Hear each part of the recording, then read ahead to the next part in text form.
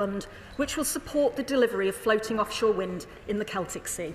Ruth Jones. Thank you, Mr Speaker. The Under-Secretary of State was with me recently in Llandudno, where we met at a round table with the main stakeholders regarding the floating offshore wind in the Celtic Sea.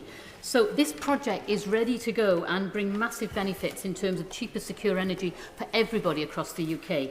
So what is the Secretary of State and the Welsh Office doing to ensure that the contracts are signed and delivered and sealed as quickly as possible? We want these benefits to come via Wales, not via other regions or countries. Secretary of State. I thank my honourable friend for her question. We know that floating offshore wind is going to be critical in delivering our clean energy mission, and Wales has a huge part to play in this. So the UK Government, jointly with Welsh Government, recognises those opportunities, what they present for Wales, and we're determined to take full advantage of them. My colleagues in DESNZ are working as closely as possible to move the process forward as quickly as possible, noting the need for certainty and a tight timetable so that we can get on with it. Steel is a key component in developing clean energy projects. In response to my written question, the Government confirmed it has estimated the cost of nationalising British steel to safeguard the plant's future. Can the Secretary of State explain why did it do so for British steel but dismissed nationalisation in the case of Port Talbot? Secretary of State. The Government has no plans to nationalise British steel. Rhys Stafford. Question number 3, Mr Speaker. Secretary of State. Thank you, Mr Speaker. The Welsh Government has introduced a bill in the Senedd which will give local authorities in Wales the choice to introduce a levy on overnight stays in visitor accommodation.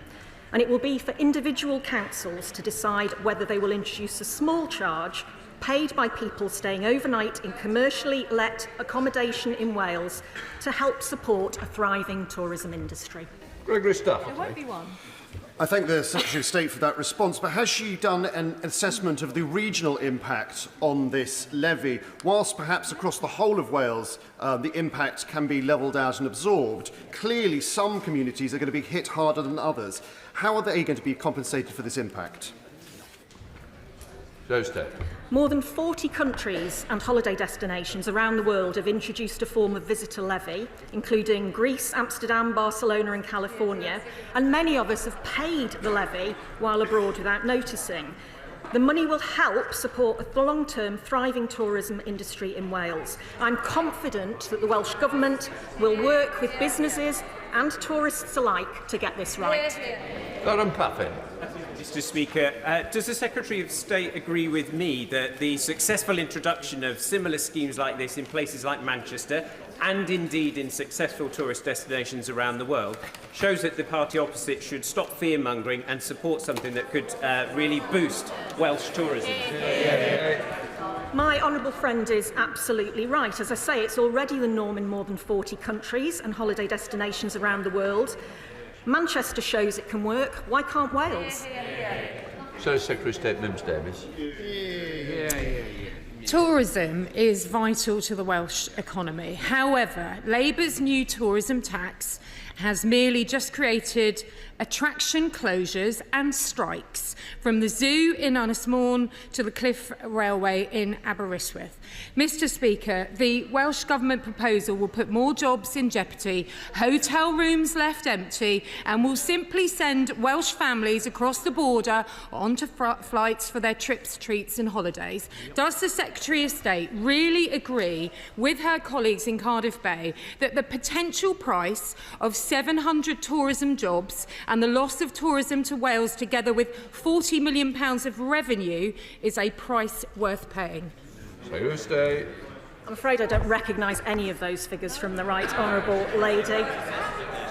As I say, in Manchester, a similar scheme has been introduced, been highly successful, and has raised £2.8 million in just 1 year. She should be more ambitious for Wales. Number 4, Mr Speaker. Secretary of State. Thank you very much, Mr Speaker. With your permission, I will answer questions 4 and 5 together. Both the UK and Welsh Governments are seized of the need to drive down waiting lists. The spending review provided the Welsh Government with an additional £1.7 billion for next year to invest in public services like the NHS. The Welsh Government recently announced an additional £50 million in this year to reduce the longest waiting times by increasing capacity for more people to be seen and treated. Mahindra. Thank you, Mr. Speaker. Given the disastrous record that the Labour Party has in healthcare in Wales over the last 25 years, it is cold comfort to residents in South West Hertfordshire if that is the template they intend to use across the whole of the United Kingdom. Does the Secretary of State agree with me that the key to reducing wait lists in Wales and South West Hertfordshire is investing in our healthcare infrastructure, particularly new hospitals? Secretary of State. If I was him, I'd be a bit embarrassed about raising new hospitals after his government's record. The Welsh Government have just had a £21 billion record settlement, £1.7 billion of Barnett consequentials, and the Welsh Government budget yesterday, £610 million for the NHS and social care to bring down waiting lists and increase capacity. The Welsh Government is focusing on the priorities of the Welsh public. Job. Thank you, Mr. Speaker. The Labour Party have been in charge in Wales for 25 years. The percentage of patients in Wales waiting more than a year for treatment is 22.5%, compared to 4% in England. Exactly. So the question is, why in 25 years in charge have you not reformed the NHS in Wales and brought down waiting lists?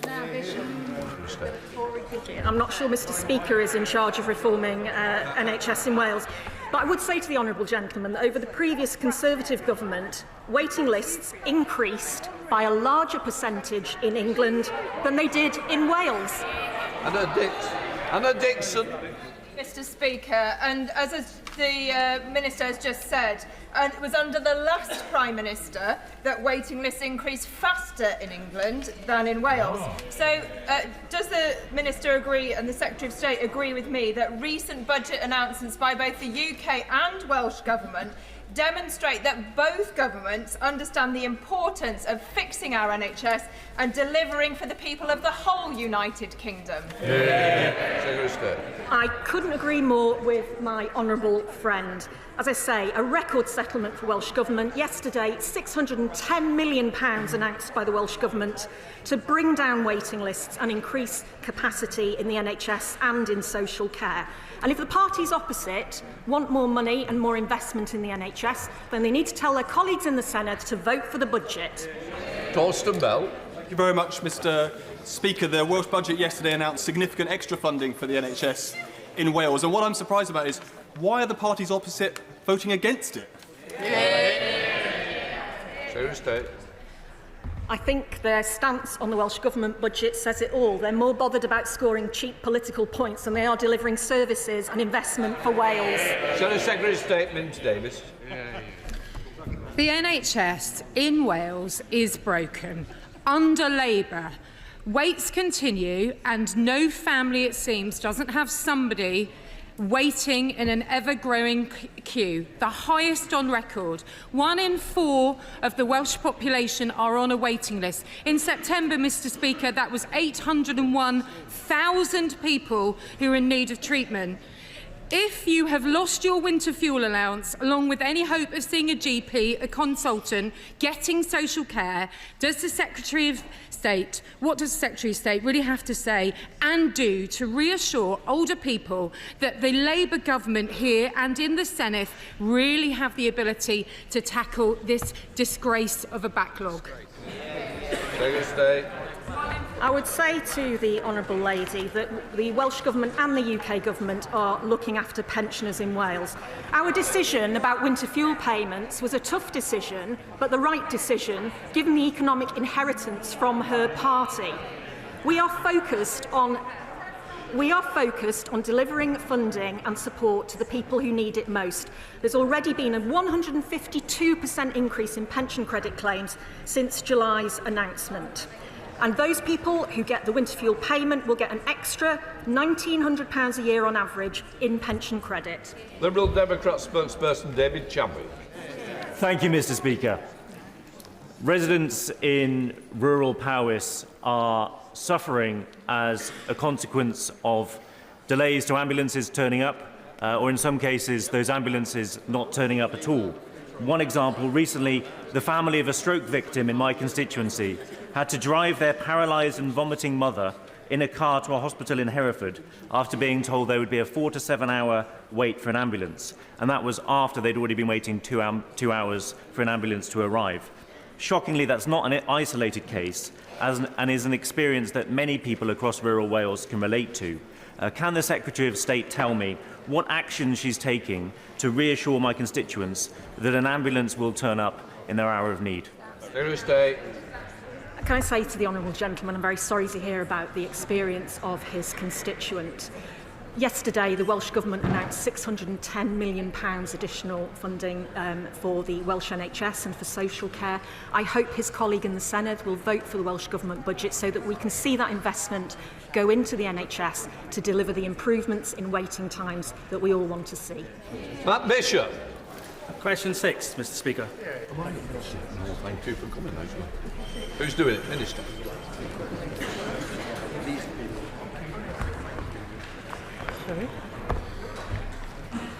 Sorry, question 6? Yes, question 6, okay. Right, we're working in close partnership with the Welsh Government to grow our economy and unleash Wales's potential.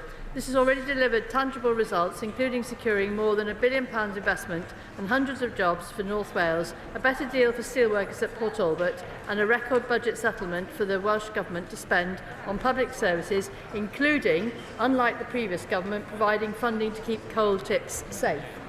Matt Bishop. Thank you, Mr Speaker. I was pleased to see the Secretary of State announce the Welsh Economic Growth Advisory Group. Can she explain how the resetting of relationships between the Welsh and UK Government is strengthening Wales's position in the UK industrial strategy, therefore also improving access to vital services and relationships over the border in the Forest of Dean?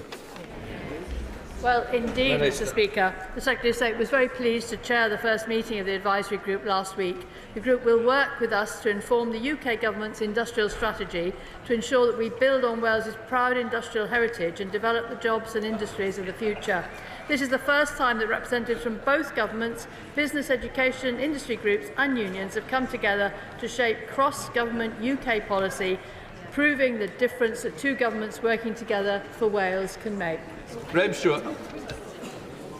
Thank you, Mr Speaker. There's no better way of strengthening the union than improving the healthcare of people in Wales, and somehow the party opposite in the general election managed to mislead the public in England thinking they could bring the change to the health service. In truth, we need Welsh people to have a much improved health service as the people in England have had under Conservative control. What? Only the party opposite could suggest that longer waiting lists in Wales, worse outcomes in Wales, were somehow something to crow about. They aren't. What is going to be done about it? Well, Mr Speaker, what do you make of that? With the additional funding we've provided for Welsh Government, I can assure you that there will be proper investment in the Welsh Health Service in Wales, which has not happened for 14 years under the Tories. Ranger. Question 7, please, Mr Speaker.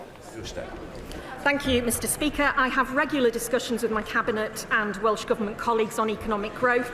I recently had the pleasure of visiting Airbus in Broughton alongside the Prime Minister and addressed the CBI Wales members alongside the First Minister. Since coming into government, we've worked to drive over £1 billion in private investment from Erin Holding and Kellogg's into North Wales, creating and sustaining over 400 jobs. Andrew Ranger. Thank you, Mr Speaker. I thank my right honourable friend for that answer. Cross-border cooperation and investment between North Wales and the Mersey-Dee region of North West England is essential to maximising growth on both sides of the border. Key to achieving this will be improved railway connectivity. Will the Secretary of State meet with me and the cross-party, cross-nation Growth Track 360 group to explore how we can make this happen and help the economies on both sides of the border prosper? Secretary of State. I know the key role that good cross-border transport plays in strengthening economic and social ties across North Wales and the North West of England. I was pleased to join the Welsh Government Transport Cabinet Secretary at Flint and Chester stations recently to announce an increase of rail capacity by 40%, with 50% more timetabled services on the North Wales main line. And I would be delighted to meet with my honourable friend, with Mersey D and Growth Track 360. Colin Lockhart.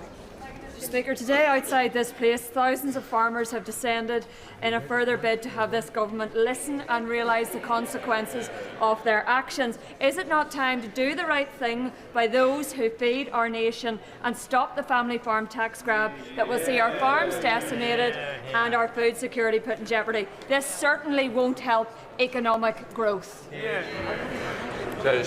thank the honourable lady for her question.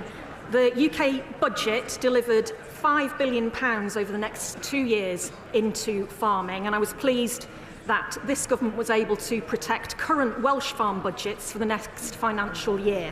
And yesterday's Welsh budget allocation confirmed protection of the basic payment scheme funding for the next year, together with additional revenue and capital funding to help the sector transition to the new sustainable farming scheme. And this has been welcomed by farming unions across Wales. Richard Holden. Question number 8, Mr. Speaker. Minister. The Government is absolutely committed to working collaboratively with the Welsh Government to improve transport connectivity within Wales and with the rest of the UK. We are already making progress. Network Rail and Transport for Wales announced a joint programme which, as my right honourable friend has said, will see 50% more timetable services on the North Wales main line. And I was delighted to see the tri-mode trains introduced into services in the South Wales Metro last month. Richard Holden. Thank you very much indeed, Mr. Speaker. The Lower Thames crossing is a vital link between our channel ports and the port of Holyhead. Will the Minister lobby the Welsh Government? I know that they're Labour against new road building in Wales, but it's a vital piece of transport infrastructure for our whole country to connect our channel ports all the way through to that North Wales corridor. So will the Minister give the commitment to actually argue for it in Wales and for an entire United Kingdom? Well, I would just remind the honourable member that Holyhead has, of course, been very recently given the Freeport tax status, and I can assure him that the Welsh Government has not ruled out a third Menai crossing. Catherine Fuchs. Mr. Speaker, does the Minister agree that casualties falling by a quarter on 20 and 30 miles an hour roads last year in terms of our transport policy in Wales will be of great comfort to schools like Osbaston in my constituency, but also parents like Rhiannon in Flintshire, who praise the scheme for helping to save her son's life after he was hit by a car? Yeah. Well, indeed, Mr. Speaker, the Welsh Government has been very clear that the primary objective of the 20-mile-an-hour policy was to save lives and reduce casualties. And recent collisions data provides an encouraging sign that this policy is moving in the right direction. Adam Jogi. Speaker. Minister. Mr. Speaker, the Government holds regular discussions with the Welsh Government on tackling violence against women and girls to help drive forward the Government's ambition to halve violence against women and girls in a decade. Most recently, on the 13th of November, the Minister for Safeguarding met with the Welsh Minister for Social Care and Welsh Cabinet Secretary for Social Justice, and they discussed measures to tackle violence against women and girls in detail. Adam Jogi. Thank you, Mr. Speaker. The safety of women and girls is important in Newcastle and Lyme as it is up and down our United Kingdom. Now, the Welsh Government has had a violence against women strategy since 2022. Sadly, the previous government didn't have one for my constituents in England. So can the Minister set out what lessons this new government can learn from the Welsh Labour government, keeping our women and girls safe? Well, indeed, as my honourable friend says, the Welsh Government's violence against women and girls strategy has been pioneering delivery on this important issue for 2 years now. The UK Government's aim of halving violence against women and girls in a decade is ambitious, and learning lessons from the Welsh Government really will help. South Wales Police have introduced new measures as part of their long-standing commitment to tackling violence against women and girls, including the Cardiff Safety Buses, which have received national recognition for their work, safeguarding more than 3,000 vulnerable people on the streets of Cardiff since September 2021.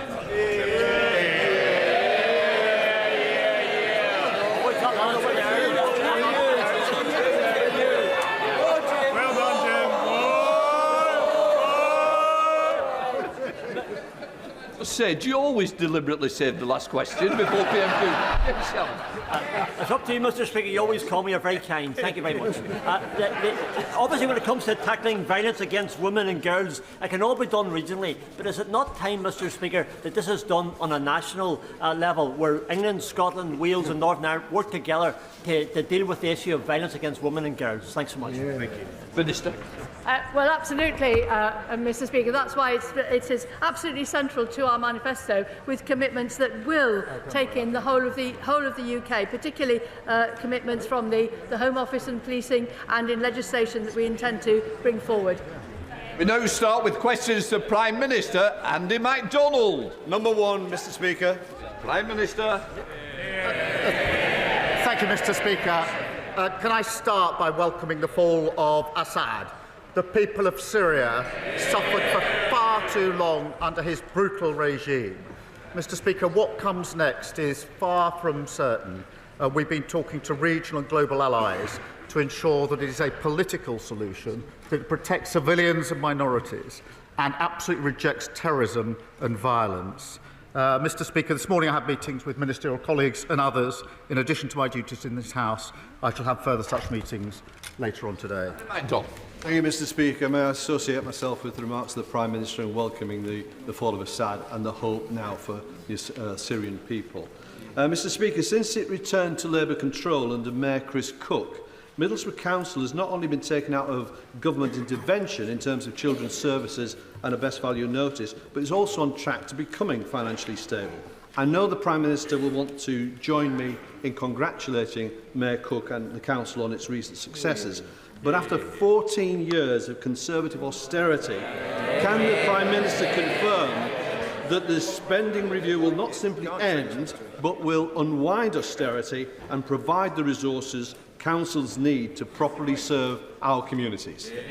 Prime Minister. Well, I join him in paying tribute to the Mayor and all local representatives across the country who do a fantastic job, even when funding was cut to the bone under the last 14 years of the Tory government. Mr. Speaker, we're boosting local government funding by £4 billion, investing £1.6 billion to improve roads. And I was proud to see the work on the carbon capture cluster in Teesside, which will create 2,000 new jobs. Leader of the Opposition, Kemi Badenoch. Mr. Speaker, last week the Prime Minister didn't seem to want to talk about appointing fraudsters to his cabinet. In fact, he seemed to want to talk about immigration. So let's talk about immigration. He has relaunched yet again. Many new targets, 6 milestones, 5 missions, but why was cutting immigration not a priority? Speaker, I'm glad she now wants to talk about immigration. Last week she said she didn't, and for good reason, because the previous government presided over record high levels of immigration. The figures just a few weeks ago, nearly 1 million on net migration. That is unprecedented. A one-nation experiment in open borders under the last government.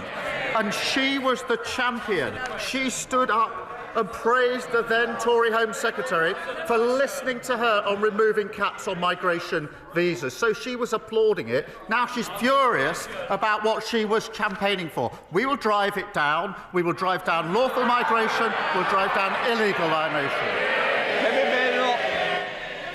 Mr. Speaker, he talks about open borders. He was the one campaigning for free movement. I was in this House asking for a lift on skilled migration. He was there supporting all of the people who should not have been in this country. He wanted us to relax immigration. But as he's so keen to talk about the past, let's look at his record. 4 years ago, the Prime Minister signed a letter demanding that foreign criminals be allowed to stay in Britain. Dozens dozens of Labour and Liberal Democrat MPs repeatedly signed these letters insisting that rapists and murderers be allowed to stay here. One of those criminals, Ernesto Elliott, had 17 convictions, including for knife crime. After his deportation was blocked, Elliott went on to murder someone. He was able to stay here and murder because people like this man campaigned against deporting criminals. Will he apologise for signing these letters? Mr. Speaker, I'd firstly remind her that when we're in the number now, under their watch, of migrants coming to this country, nearly 1 million, is over 4 times the number when we're in the EU. They lost control of the borders. And the particular example she puts to me is an example of failure under her government to take the necessary measures to keep our country safe. Mr. Speaker, this is a ludicrous assertion. He is the one who was repeatedly signing letters. He even asked us to pause all deportations. He asked us to pause all deportations. He doesn't want to talk about his past, Mr. Speaker, but that letter is just the tip of the iceberg. There is more. The Prime Minister actually complained that the immigration system was working to deter migrants rather than provide support. He said, and I quote, that he was proud to have served as Jeremy's shadow immigration minister. He boasted that he took the last Labour government to court for cutting benefits for asylum seekers. He said he would never set a target-based approach to immigration. He wants to talk about immigration. Let's talk about his record. We can talk about it all day. I have committed... Mr. Speaker, the Prime Minister says he wants to talk about immigration. I have committed to a cap on migration. Why won't he? Mr. Speaker, she talks about my record. For 5 years, I was the chief prosecutor prosecuting people who went to prison, many of whom were then deported. So while she's talking, I was actually doing the hard yards of convicting those that should be in prison. And she presided over record numbers of asylum seekers in this country, a record number of lawful and irregular migrants. That is 14 years when they lost control of the borders. They set a cap for each of those 14 years. It wasn't hard, it didn't stop people coming, and it got a record number. They should apologise for what they've done with their open borders policy.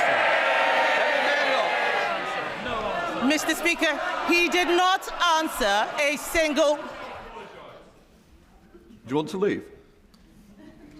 If you've not got the guts to stand up to the comments, you shouldn't be in here.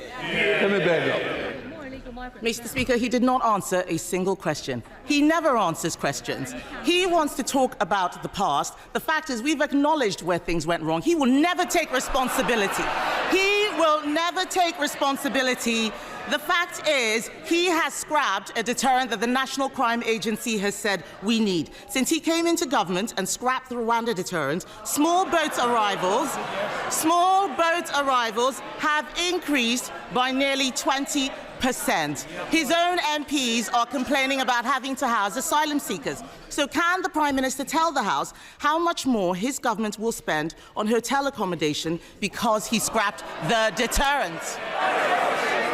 Minister. Mr. Speaker, I'd invite her to tell us what went wrong under the last government, but it'd take us all afternoon. Mr. Speaker, we are going to smash the gangs that are running this bile trade. We signed a landmark agreement with Germany this week. Order. Mr. Philp, you've been very loud. I think now we're going to have a little bit of silence from you, Prime Minister. This week we signed a landmark agreement with Germany. She should be welcoming that, because that will make sure we have the powers to take enforcement action across the continent where it is needed. We've set up the Border Security Command. We've committed £75 million on top of the existing £75 million. We're extending the powers so they're counter-terrorism-like powers. We've retained 9,400 people who shouldn't be here. A record flight got off. They talk about getting the flights off. They did it for years. They didn't succeed. We got the flights off. Mr. Speaker, he says he wants to smash the gangs. The only thing he smashed is his own reputation. The fact is, what he has been agreeing is not going to do anything. The cost of the Iraq agreement is £500,000. That wouldn't even buy a house in his constituency. Many of the things he's taking credit for are our agreements. Let's talk about what he put in his manifesto. The Prime Minister promised to end asylum hotels. He promised, he's the Prime Minister now, he promised, but in Altrincham and Peterborough, his government is expanding the use of asylum hotels because he unilaterally disarmed the deterrent. In fact, Mr. Speaker, a man who arrived by small boat told Sky News he was happy Labour were in power. That man said the Conservatives, and I quote, wanted to deport us, but Labour are making the procedure easier for us. He's right, isn't he? Prime Minister. Mr. Speaker, I really thought she should welcome the Iraq deal. Anybody who wants to deal with this vile trade would have welcomed it. She should also welcome the German deal that we did this week. Many of the boats that are finding their way to the Channel are coming through Germany. That is well documented. There's been a difficulty in taking enforcement action, which if she spent more time researching that than her terrible jokes, she would know about.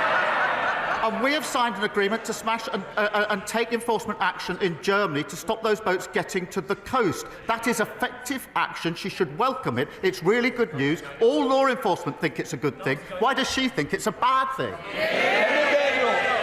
Because the numbers are going up, Mr. Speaker, under his watch.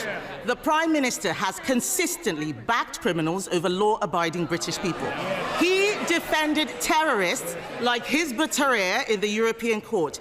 He argued all immigration law had a racist undercurrent. He voted against life sentences for people smugglers. He voted against more than 100 measures to control migration.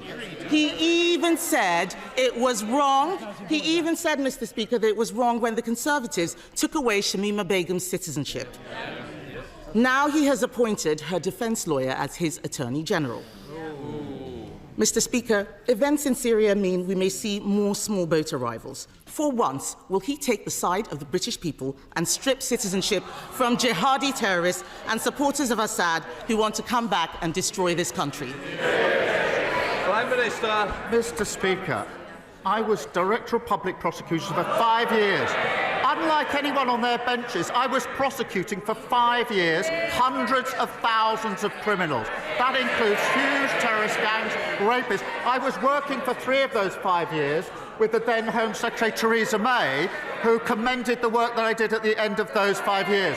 So for her to stand there and say, I haven't done anything in law enforcement, I dedicated 5 years of my life to law enforcement, locking up criminals, which is more than she can say. And it would be easier to take the opposition seriously if they actually got serious. Not a slither of remorse, not a hint of contrition. It's like the arsonist complaining about the people who are trying to put the fire out. And all they do is come every week with more and more complaints. Just wait till they get their hands on the people that created the mess that we are clearing up. We're fixing the economy, we're ending their open borders policy, we're taking down the waiting list. That's what people voted for. We're delivering it. No law. Mr. Speaker, since in the last couple of months, since I spoke to the Prime Minister here about the need for social and industrial investment in Cornwall, we've had a fresh tranche of shared prosperity funding, a huge boost to international interest in our most cleanest energy industries, and we've had a roadmap to greater political autonomy that reflects Cornwall's unique national identity. Will the PM join his minister on that visit in the spring to meet with the industry firsthand and spell out a roadmap for Cornwall to helping Britain become a clean energy superpower? Prime Minister. Mr. Speaker, I thank my honourable friend. He's a champion of the extraordinary potential of Cornwall, particularly in our transition to clean power by 2030. Next week we'll publish our English devolution white paper, setting out our ambitions to move power from Westminster into every part of England, including Cornwall. And I know he and his colleagues are meeting the Deputy Prime Minister to discuss this next week. Leader of the Liberal Democrats, Sir Ed Davey. Thank you, Mr. Speaker. While Syrians are rejoicing at the overthrow of the brutal Assad regime, many people there and around the world are worried about what comes next, as the Prime Minister indeed said, with the threats of extremism, ISIS terrorism and unsecured chemical weapons. Only an open political process can bring peace and stability, but that will require the full backing of the international community.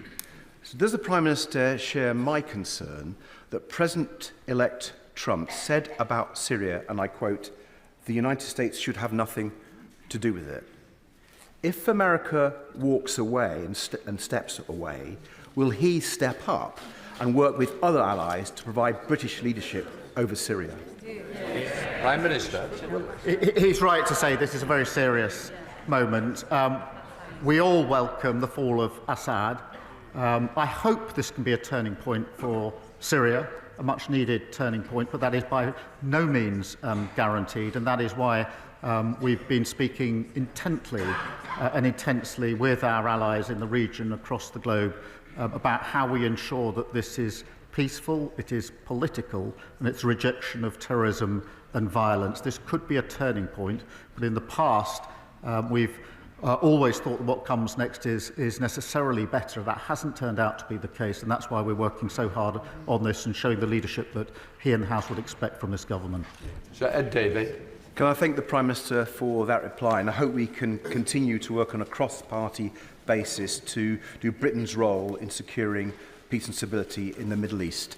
But moving on to another subject, Mr. Speaker, British farmers are the best in the world. Yeah. They are the best in the world because of our tradition of family farms, where from generation to generation a commitment to high-quality food, to our precious environment, animal welfare, is passed down.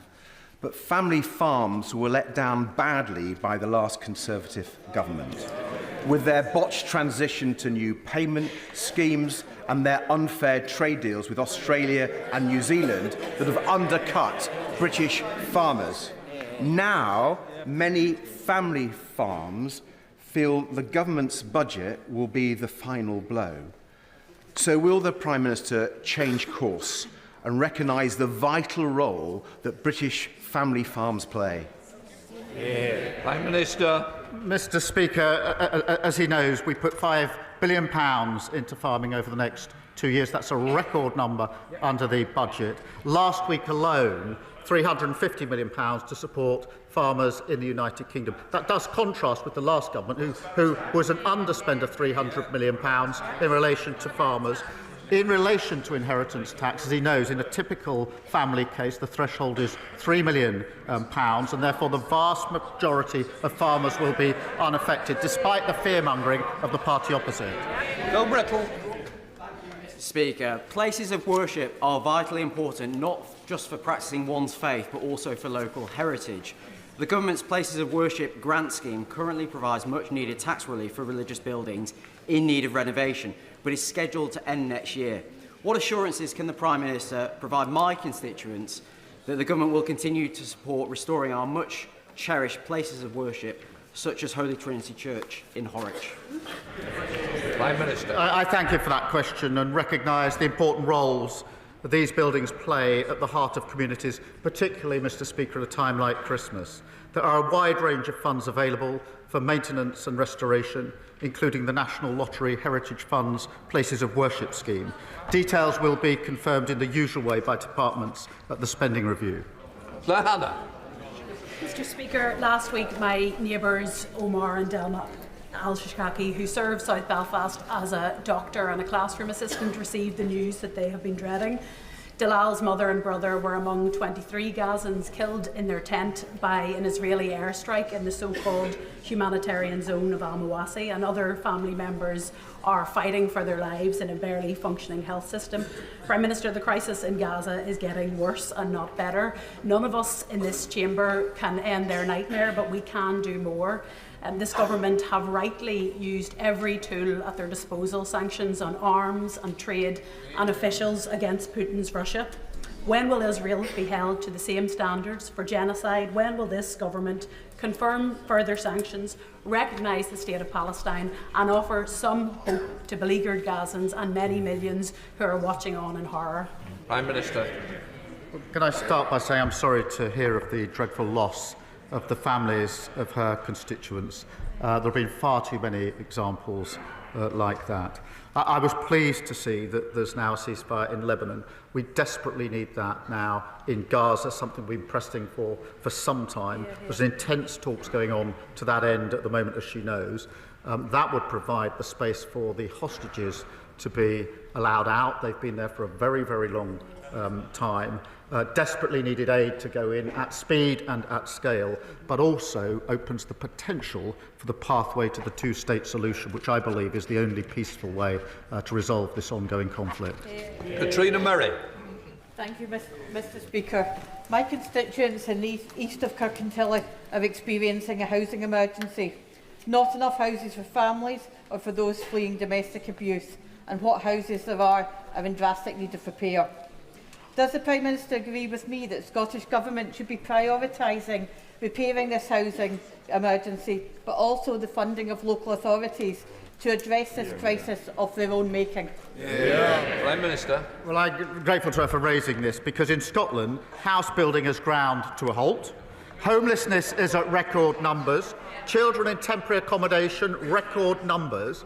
And this budget was the biggest settlement for Scotland since devolution. So they've got the powers, they've got the money. What they haven't got is any more excuses. Thank you, Mr Speaker. The people of Thornbury have been promised a new health facility for more than 20 years, but have seen every proposal fall by the wayside. That's why it was a great relief to residents when the Health Minister confirmed to me in writing that the funding to rebuild the centre would be made available. However, we are still months away from seeing the final plans signed off, never mind having spades in the ground. So what reassurances can the Prime Minister give me and my constituents that this isn't just another hollow promise, and that the proposals will be approved swiftly once they hit the Health Secretary's desk? Well, I'm grateful to her for raising that, and it's obviously a cause of concern for her constituents. And we are determined to fix the broken NHS that we inherited from the party opposite. We've set out our targets in the plan for change last week. As she knows, the Department for Health, NHS England and the Local Care Board are working together to deliver for patients in her constituency. It is important, as she'll appreciate, that we go through the proper business case as part of this rebuild. But what I can make sure is she gets a meeting with the relevant minister to be updated on behalf of her constituents. Peter Lamb. Thank you, Mr Speaker. Following years of real terms cuts to their funding, St Catherine's Hospice, serving my constituency of Crawley, has recently made a number of redundancies. Palliative care is hugely important to our communities, and I pay tribute to them for their work. Can the Prime Minister join me in thanking the work of St Catherine's and outline how the Government will look to support palliative care moving forwards? Prime Minister. I will join him in that and recognise the vital role that hospices play in providing support to people at the end of their life and understand the challenges that they face. Most hospices receive funding by providing NHS services, and funding will be set out in the usual way. Thank you.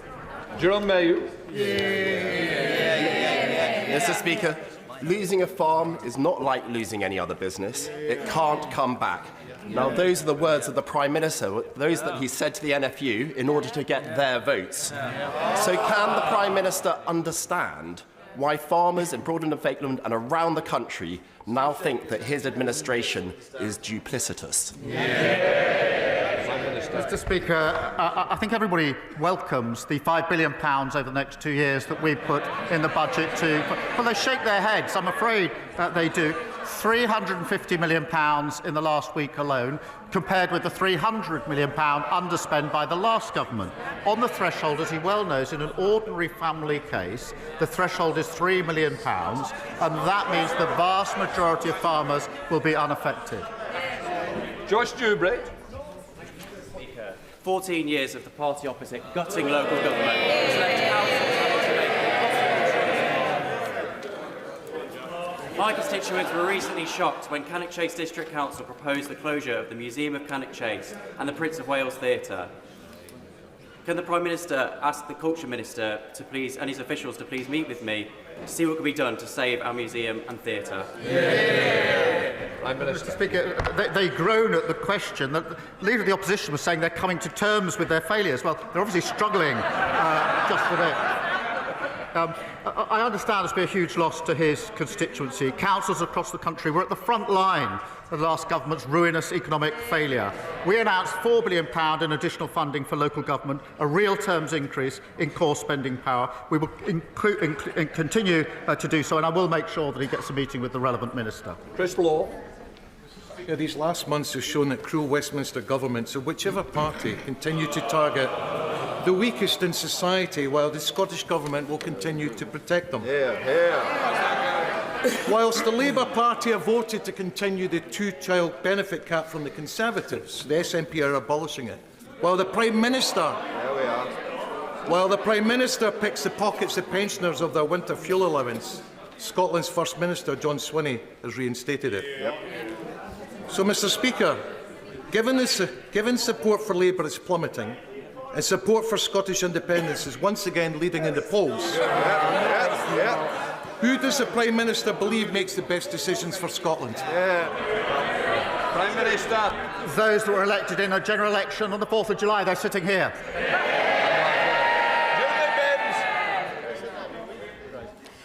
In centuries past, the three rivers that converge on the centre of Carlisle have made the city highly defendable against invading armies. However, in 1985, 2005 and 2015, those same rivers overpowered the city, leaving thousands devastated by flooding. What assurances can the Prime Minister give my constituents that the flood defences that the Conservatives promised but failed to deliver will be completed under this government? Can I start by wishing her a happy birthday? She raises a really important matter for her constituents who faced appalling flooding too many times, and the last government left our defences in a state of absolute disrepair. Mr Speaker, we're investing £2.4 million this year, and the Environment Agency are currently studying options to improve protection in Carlisle. I'll make sure she gets a meeting to discuss the specific options. Becca Paul. Thank you, Mr Speaker. In recent weeks, the former head of MI6, Sir Richard Dearlove, has warned that conflict between Russia and the West is no longer coming, it has already come. With Russia poised to spend more than 6% of its GDP on its military next year, the time for reviews and roadmaps is over. Will the Prime Minister recognise the urgency of the situation and commit to spending at least 2.5% of GDP on defence without further delay? Well, Mr Speaker, she's right about the importance of national security, particularly at the moment. At the budget, we delivered £2.9 billion increase in the MOD budget.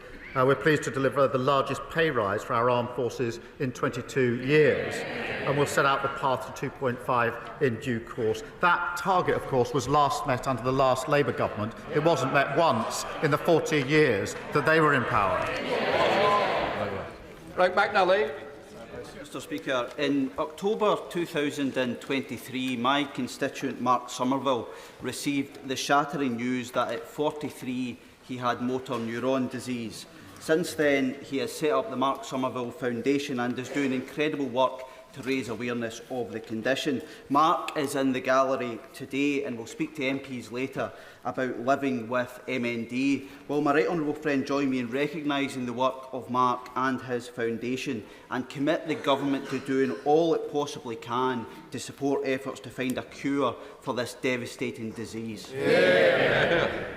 Well, I thank my honourable friend for raising this case. He mentioned it to me last night, and I do pay tribute to Mark, who's in the gallery, and the work of his foundation.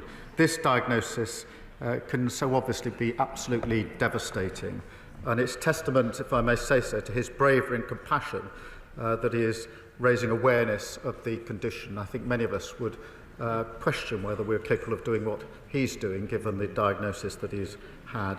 Last week, of course, Mr Speaker, I paid tribute to the inspirational Kevin Sinfield, another incredible champion. And I say to both of them, all those campaigning, we stand with you in this fight. Sir Ian Duncan-Smith. Mr Deputy Speaker, the Ron Cornelius has been detained in Dubai for 17 years. His property was seized in what is a very unjudicial process. The Prime Minister has been to UAE. I want to ask the Prime Minister whether, when he went there, did he now demand that Ryan Cornelius was freed, given that the United Nations came to the conclusion that his detention was arbitrary and in violation of international law, and following that, would he now make Magnitsky sanctions deliverable on those who are responsible for this after he is released? Prime Minister. This is an important case, and of course it's been raised by the government a number of times, including by the Foreign Secretary as part of the trip that I was on. I myself raised human rights issues, but it is a serious case. We'll continue to press for the outcome that I know he and his family desperately want. Sarah Owen. Thank you, Mr. Speaker. Stellantis could not have asked for more from the workers at the Luton plant. Like every generation of Vauxhall worker in Luton, they meet every target set. They make every innovation demanded of them. They never give up. Contrast this with Carlos Tavares, the CEO, who days after making the decision to threaten over 1,000 jobs in Luton, quit. Does the Prime Minister agree that in light of this sudden departure of the CEO, Stellantis should review this decision? Do what's right by our town, stay put for good, or until an alternative is found to ensure Luton's manufacturing history is also our future? Prime Minister. I thank you for raising it, which is it's obviously an issue of grave concern to her constituents, and the government is totally committed to supporting the workers and their families at this uncertain time, and the Industry Minister will meet the company this week to discuss plans for workers and the site to ensure that dedicated support is in place. We'll continue to do so because I know it's an issue of considerable concern to her constituents. Joshua Reynolds. Ben and Henry, otherwise known as the Ocean Oarsmen, will be rowing across the Atlantic next year for Alexander Devine Children's Hospice in Maidenhead, with a target of raising £50,000. This hospice, Thames Hospice and many others, though, are struggling with rising costs and the planned increase in employers' national insurance. So will the Prime Minister join with me in wishing Ben and Henry the best of luck on their journey and take this opportunity to scrap the NI rise for hospices? Well, can I pay tribute to Ben and Henry and everybody supporting their campaign. It's obviously an important issue. The funding arrangements will be set out in due course. For retail workers in Bolton North East, the busy Christmas season is overshadowed by shoplifting, which Usdall's latest survey identifies as the leading trigger of abuse, threats and assaults. As the police drop in Bromley Cross, officers welcomed this government's commitment to clamping down on low-level shoplifting and prosecuting repeat offenders. What more can the government do to tackle shoplifting and support retail workers and businesses during their critical holiday season? Prime Minister. Well, I thank you for raising this, and I've spoken to many who work in our shops who are very, very concerned about shoplifting, and because of the approach that was taken by the previous government, it went out of control. We are bringing it under control. It's not low level. It has a huge impact on other customers, has a particular impact on staff working in supermarkets, and that's why we are dedicating funding to training police and retailers and supporting specialist analyst teams to crack down on the gangs that are targeting retailers. Paul Holmes. Thank you very much, Mr. Speaker. In the last few weeks of the last government, we awarded millions of pounds to remote train stations like Hedge End and Swanwick in my constituency under the Accessibility for All scheme. In the first 2 weeks of this government, that was scrapped. Will the Prime Minister use his good offices to give my constituents and stations across this country an early Christmas present and give us our money back, please? Prime Minister. I'm grateful for him. This is an important issue for his constituents. The problem is the last government made lots and lots of promises, but they never set aside the money to pay for them. That's why we picked up a £22 billion black hole. They made promises in relation to infected blood, promises in relation to Horizon. They didn't put aside the money to pay for it. We've had to inherit that, to clean it up. We will get on with delivery, but we had to balance the books and stabilise the economy first. Lizzie Collins. Mr. Speaker, this past weekend, one of my market towns, Kirkby Lonsdale, suffered a devastating fire, resulting in the loss of a local man's life. The whole town centre was closed and many local businesses have been affected. Sunday was meant to be a day of celebration with Christmas markets, family games and community events, and instead the town faced a tragedy. Can the Prime Minister tell me how the government can support communities like Kirkby Lonsdale to rebuild and recover after tragedies such as this? Prime Minister. grateful to her for raising this awful situation, and I think all of us can only imagine the impact that this must have had on the town, on the families and the friends of the victims of this awful tragedy. And I commend the community, which has come together in an extraordinary way in the aftermath of this awful event. I'll make sure she has a meeting with the relevant minister to discuss how the government can support her community at this vital time. Final question, Ellie Chance. This week I was contacted by my constituent Sally. She's a GP and she'd called 999 on Monday for a critically ill patient to try to get an ambulance, but couldn't because they were all stuck outside Hereford A&E waiting to unload their patients. At the same time, we know that across the country, medically fit patients are unable to be discharged because of the social care crisis. So can I ask the Prime Minister, what is he doing to fix social care, to fix patient flow through hospitals, so that ambulances can get back to saving lives? Well, I'm grateful to her for raising this case, and it's awful, an example that is all too common because of the fact that the last government broke the NHS. And she'll have seen the Lord Darcy report that we published on the state of the... They should be utterly ashamed of themselves in relation to what they did to our NHS. But she raises a really important point. That's why we put a record amount into the NHS in the budget, £25 billion. We've set out in our priorities what we need to do with the NHS. We'll work at pace on this as hard as we possibly can. She's right to raise it. They should hang their heads in shame. That completes Prime Minister's questions.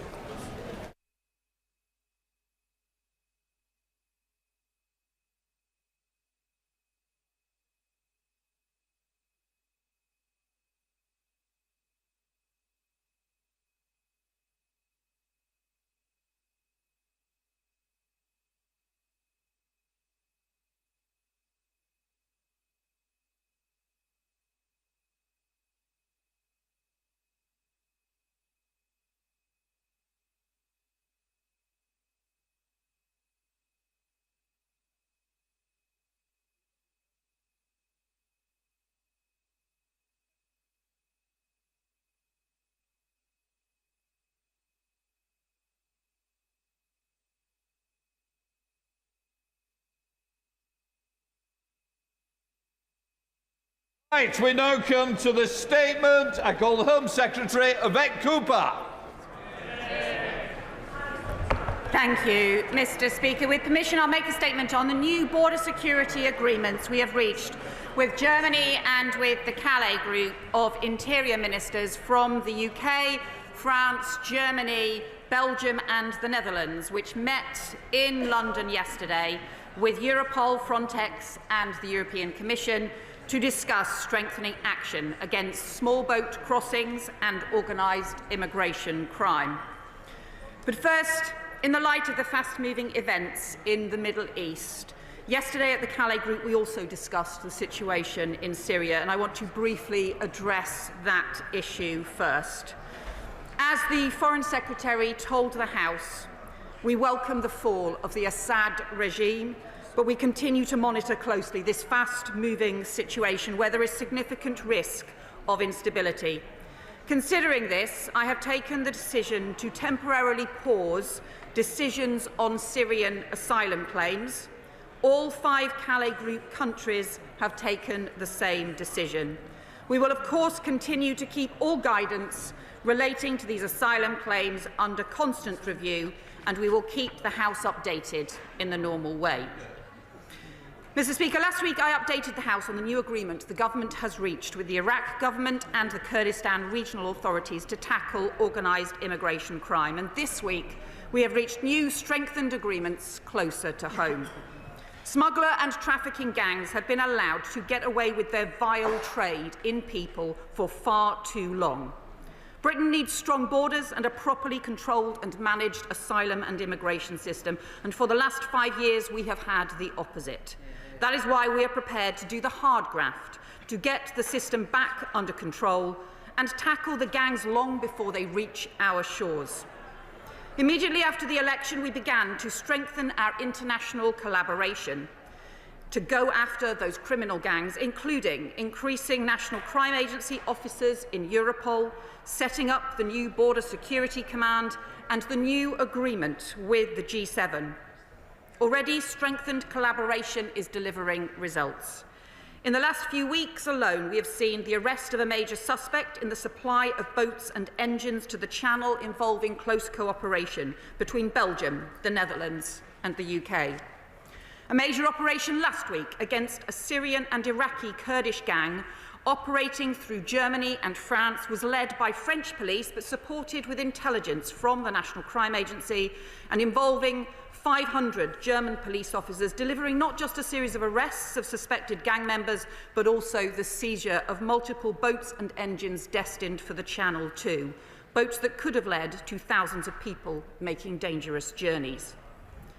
Criminals need to know that there will be no hiding place. The gangs who undermine our border security facilitating small boats crossing the Channel are also facilitating dangerous and illegal journeys into other European countries and committing wider crimes, including serious violence, exploitation, money laundering and drug trafficking. These gangs operate across borders, and therefore we need law enforcement cooperation across borders to bring them down. New systems to work across different prosecutorial and legal systems, rebuilding basic intelligence sharing and cooperation that was damaged under the last government's post-Brexit arrangements, and new expertise that is needed to deal with the evolving threats. So this week, I have signed a landmark agreement with my German counterpart, Minister Nancy Faeser, to tackle irregular migration. This new joint action plan is the first of its kind between the UK and Germany. It includes much stronger operational cooperation, information and intelligence sharing, including very practical basic measures, such as increasing the use of the Siena Europol system by the National Crime Agency to share information with German police to swiftly pursue investigations. Stronger partnerships to deliver prosecutions, new work to take down social media content which is being used as advertising by organised smuggler gangs, joint working and coordination with transit and source countries, supporting each other on returns, and establishing the first German international liaison officer in the Border Security Command. Importantly, the joint action plan means strengthening the law in Germany to tackle people smugglers. We know that gangs are routing many supply chains through Germany, including using warehouses to store boats and engines that are destined for the Channel. So clarification of the law in Germany will mean that activities facilitating migrant smuggling to the UK in Germany will be a criminal offence. This is a major change which will make it easier for German prosecutors to dismantle supply chains, prosecute the smugglers involved, and it means in Germany and across Europe we are sending a clear message to the smugglers. Activity to smuggle people into the UK is a criminal offence and you will be prosecuted and brought to justice. And Germany and the UK will also work together through Europol to investigate the end-to-end criminal activity of some of the Kurdish gang networks which are operating in both our countries in cooperation with the Iraqi government and Kurdish authorities following the agreements that I reached in Iraq. This joint action plan embodies our shared determination to pursue organised immigration crime, but it also reflects the same determination and commitment shared across other near neighbours embodied in our meeting with the Calais Group in London yesterday. So I strongly welcome the new announcements from the French Interior Minister to increase the police presence and enforcement along the French coast through the winter, alongside the appointment of a new coastal prefect. The increased violence we've seen on the beaches towards French police is a total disgrace. The Calais Group also agreed a new plan to strengthen action across our 5 countries, including a range of actions backed by an end-to-end approach to tackling migrant smuggling networks from the French coast through to source and transit countries, including Vietnam and Central Africa. This includes stronger enforcement capability through Europol, targeting the illicit finance model of migrant smuggling networks, taking down social media advertising, and coordinated preventive communications to deter people from paying gangs to arrange dangerous, irregular journeys. And we also discussed at the Calais Group the major escalation of enforcement activity we are undertaking here in the UK, because immigration and asylum rules need to be respected and enforced, and for too long they have not been. So over the summer, we have moved 1,000 more staff into returns and enforcement activity. It has already led to nearly 10,000 returns since the election, with enforced returns up 19%, voluntary returns up 14%, and during the summer, enforcement officers completed more than 3,000 enforcement visits against employers, more than 2,000 arrests, and a substantial increase on the previous year.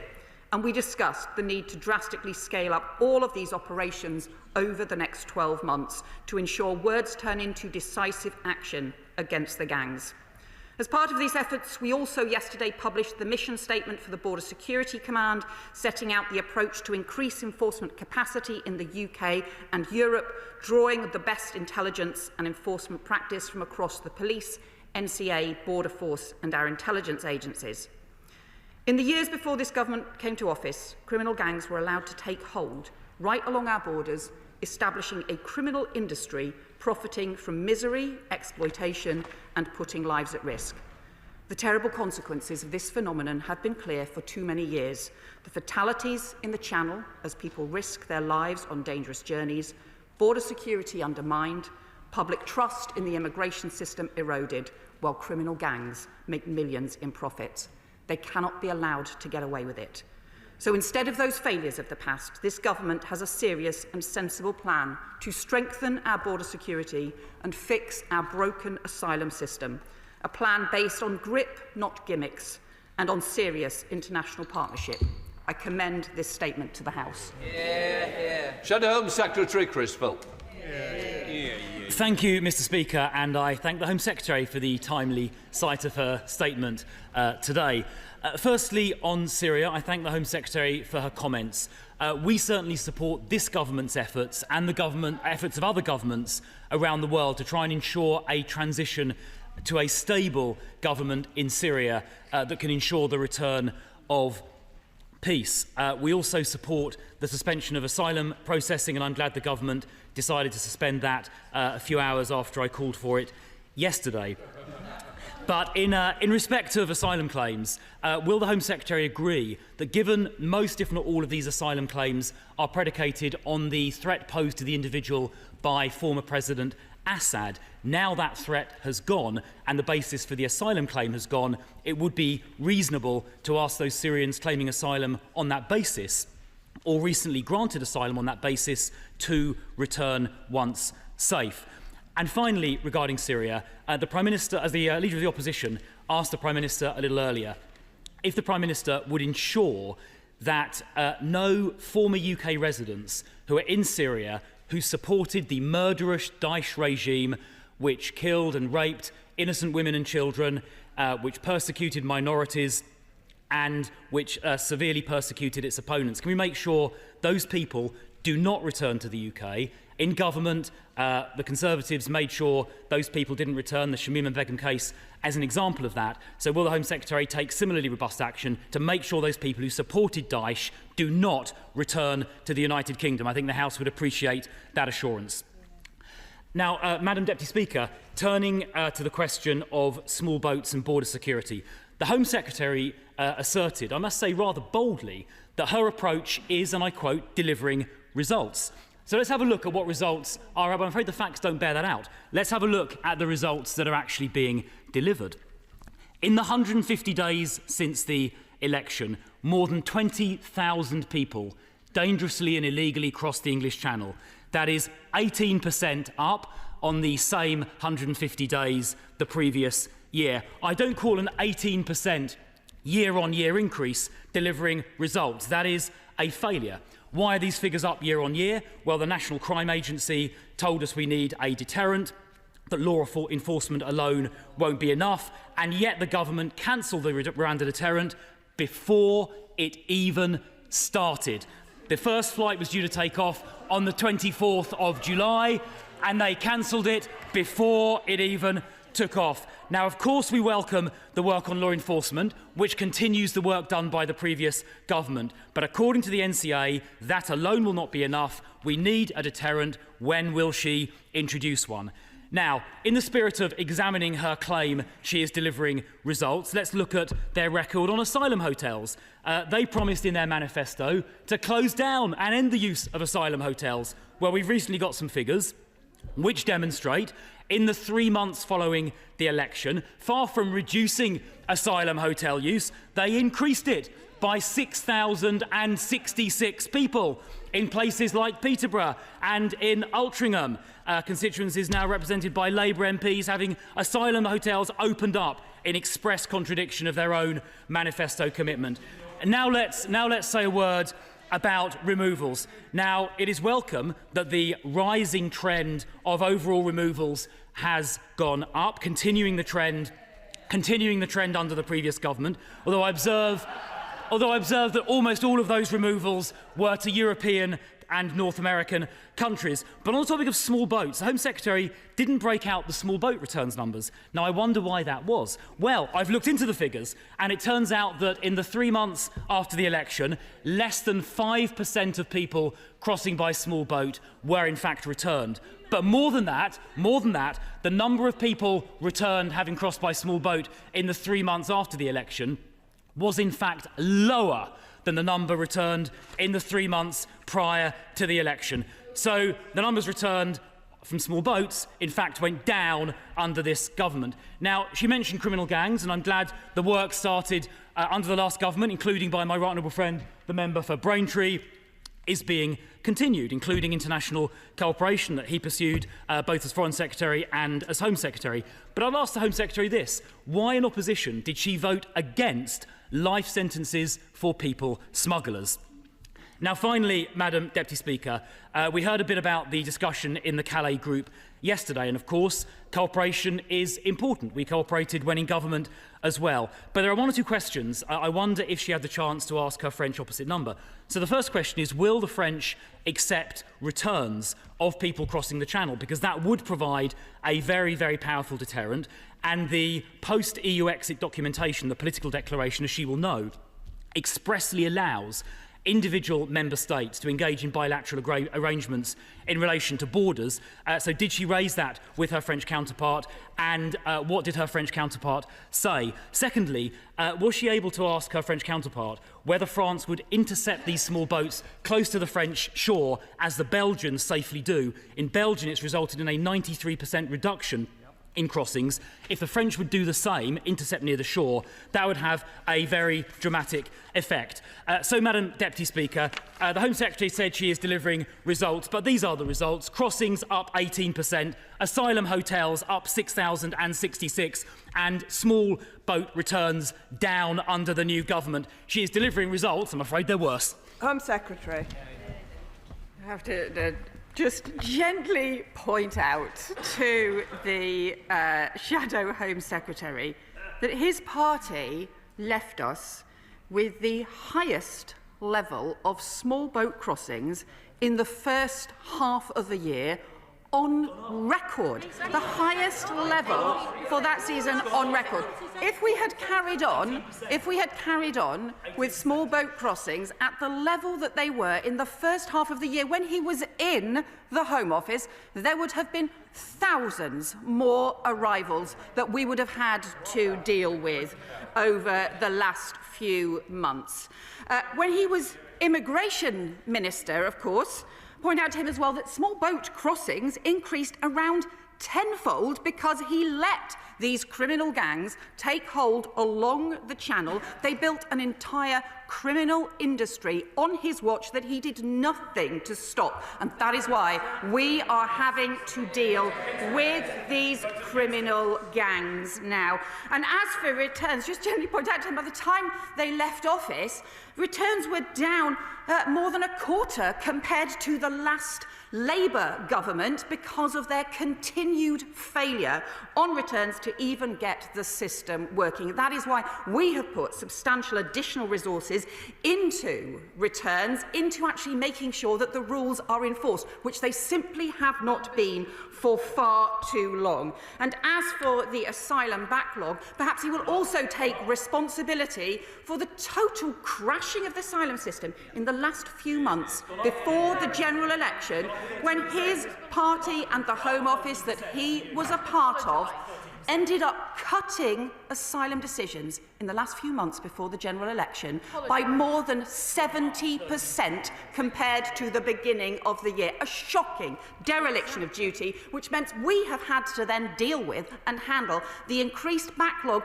that his party left behind over the summer, getting that back under control. There are some important issues around the decisions on asylum cases for Syria. And let's be clear, many of the claims that have been made against the Assad regime, for asylum against the Assad regime, which is clearly not in place. It would therefore not be appropriate to be granting asylum decisions on those cases in the current circumstances. We do need to monitor the evolving situation so that we can get new country guidance in place and so that we can take those decisions. But we will do that in a sensible and serious way, which is about getting the asylum and the immigration systems back in control. In contrast to, frankly, the Shadow Home Secretary and the party opposite, who seem simply to want to go back to the Rwanda scheme, which I point out to them once again cost £700 million for the taxpayer and sent just 4 volunteers to the Kigali, the most shocking waste of public money over 2 years on a failing scheme. All they did was gimmicks instead of ever getting a grip, and all the Shadow Home Secretary wants to do is turn the clock back to failure again. Stella Creasy. Thank you, Madam Deputy Speaker, and it is so refreshing to have a Home Secretary who is actually targeting those who are exploiting refugees. And I understand what she's saying about the evolving situation in Syria, and I welcome what she just said about new country guidance. Can I press her a little bit more, though, because she will understand and recognise the Syrian community that we have in this country, which many of us have been proud to welcome and support as refugees, is unsettled. There are 6,500 claims in process. When does she expect to be able to have a refreshed assessment? We know the situation in Syria is very uncertain at the moment. Can she give them some comfort about the direction of travel here, please?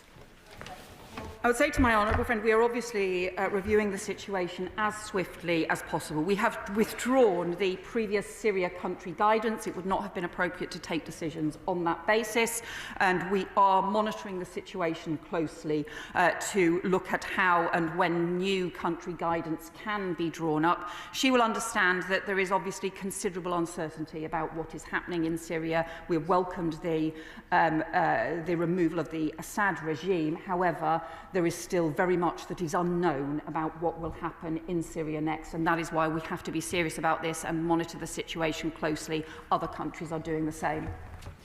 Liberal Democrat spokesperson Lisa Smart. Thank you very much, Madam Deputy Speaker, and I want to thank the Home Secretary for her statement as well as advance sight of it. So first, on Syria, this is a fast-moving situation. It's absolutely right that the temporary pause on decisions on Syrian asylum claims is kept under constant review. The UK should be doing all it can to help secure an orderly transition of power in Syria in accordance with international law, and the government should move to offer these asylum seekers and others certainty about their claims as soon as possible.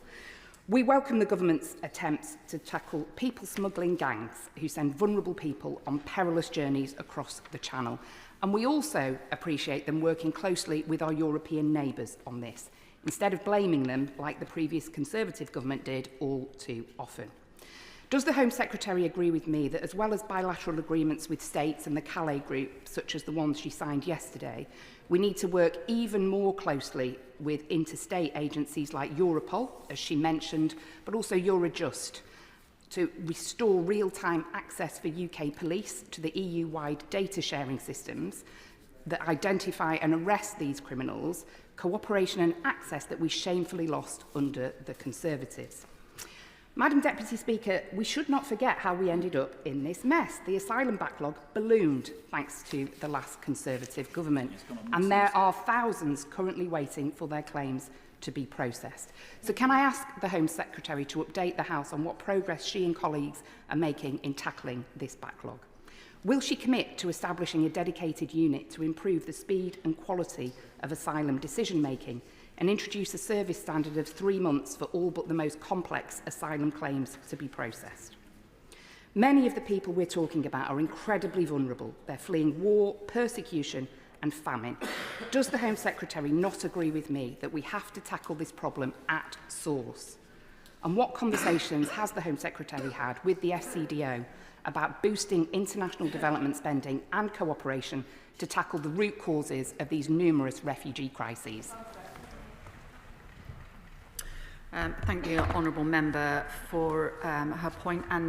And she raised firstly asylum claims from Syria. This is something we discussed at the Calais Group, and interestingly all 5 countries were taking the same approach of recognising that we cannot take decisions currently. We clearly want to be able to do so as swiftly as possible, but however we need to monitor the situation in Syria in the meantime. She raised the importance of other partnership working, including with Europol and Eurojust. I agree with her in the importance of this. One of the things that we agreed firstly with Germany, but also then was confirmed as part of the Calais Group discussions, where Europol were also present with those discussions, is what we have been keen to establish is either a new Europol task force or an expanding one of the existing task forces to look particularly at the end-to-end smuggler route and its supply chains, particularly to be able to work with the Kurdish authorities and the Iraqi government on some of that end-to-end route involving some of the Iraqi Kurdish criminal smuggler gangs, that all of those, including the Iraqi government, are very keen to work with us on, but we need that Europol task force in place in order to be able to do that. We are also increasing on the asylum decision-making, we're increasing the caseworkers in post. We have substantially increased the pace of decisions. It had just plummeted, dropped by about 70% just before the election. We have got the extra caseworkers in place. We have got decisions back up now to where they were. That now allows us to clear the backlog on initial decisions. And finally, I agree with her, we need to continue to work on some of the source issues, and we are working closely with the Foreign Office on that. Chris Murray. Madam Deputy Speaker, I spent 15 years working on migration before I came to this House, including 3 years as the Home Affairs Attaché in Paris, where I saw firsthand how the kind of instruments the Home Secretary is describing and data sharing make a concrete difference in the fight against immigration crime. And I saw under the previous government how, as they pulled the UK out of these instruments, it made our job as officials harder. I couldn't welcome the statement the Home Secretary has made more. Immigration is an international phenomenon, and by definition, tackling immigration crime requires international cooperation. Can she tell us a bit more about the steps she's taken to build the relationship with these key European allies? And will she also commit to keeping her foot to the floor on this issue? Because in my experience, they can so easily be cut, but they take time and political will to bear fruit.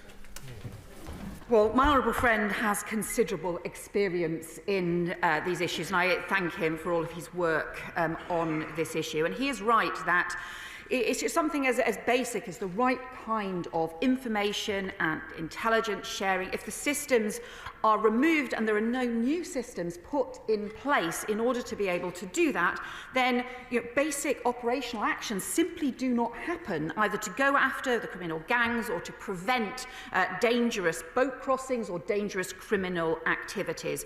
So this is as basic as making sure now we have as much stronger systems, including using the Europol Siena system for the National Crime Agency, so that when the German police get the information from the National Crime Agency, it's actually in a form that they can swiftly use in order to pursue both investigations and prosecutions.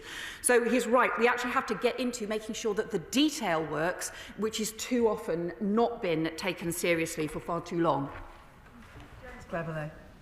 Thank you, Deputy Speaker. I welcome the Home Secretary's commitment to maintain the relationships with the Calais Group Interior Ministers that I was developing when I was in her role, and to build on the UK Frontex agreement that I signed with Commissioner Johansson in February of this year.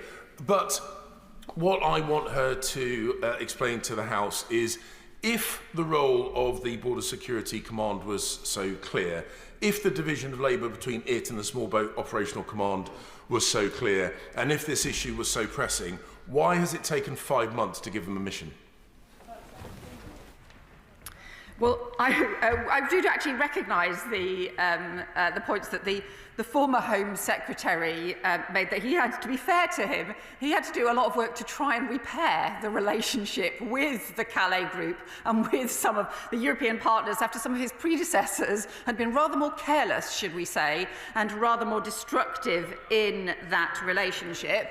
But we have now still got these further agreements in place that are crucial practical arrangements about strengthening law enforcement cooperation to go after the criminal gangs.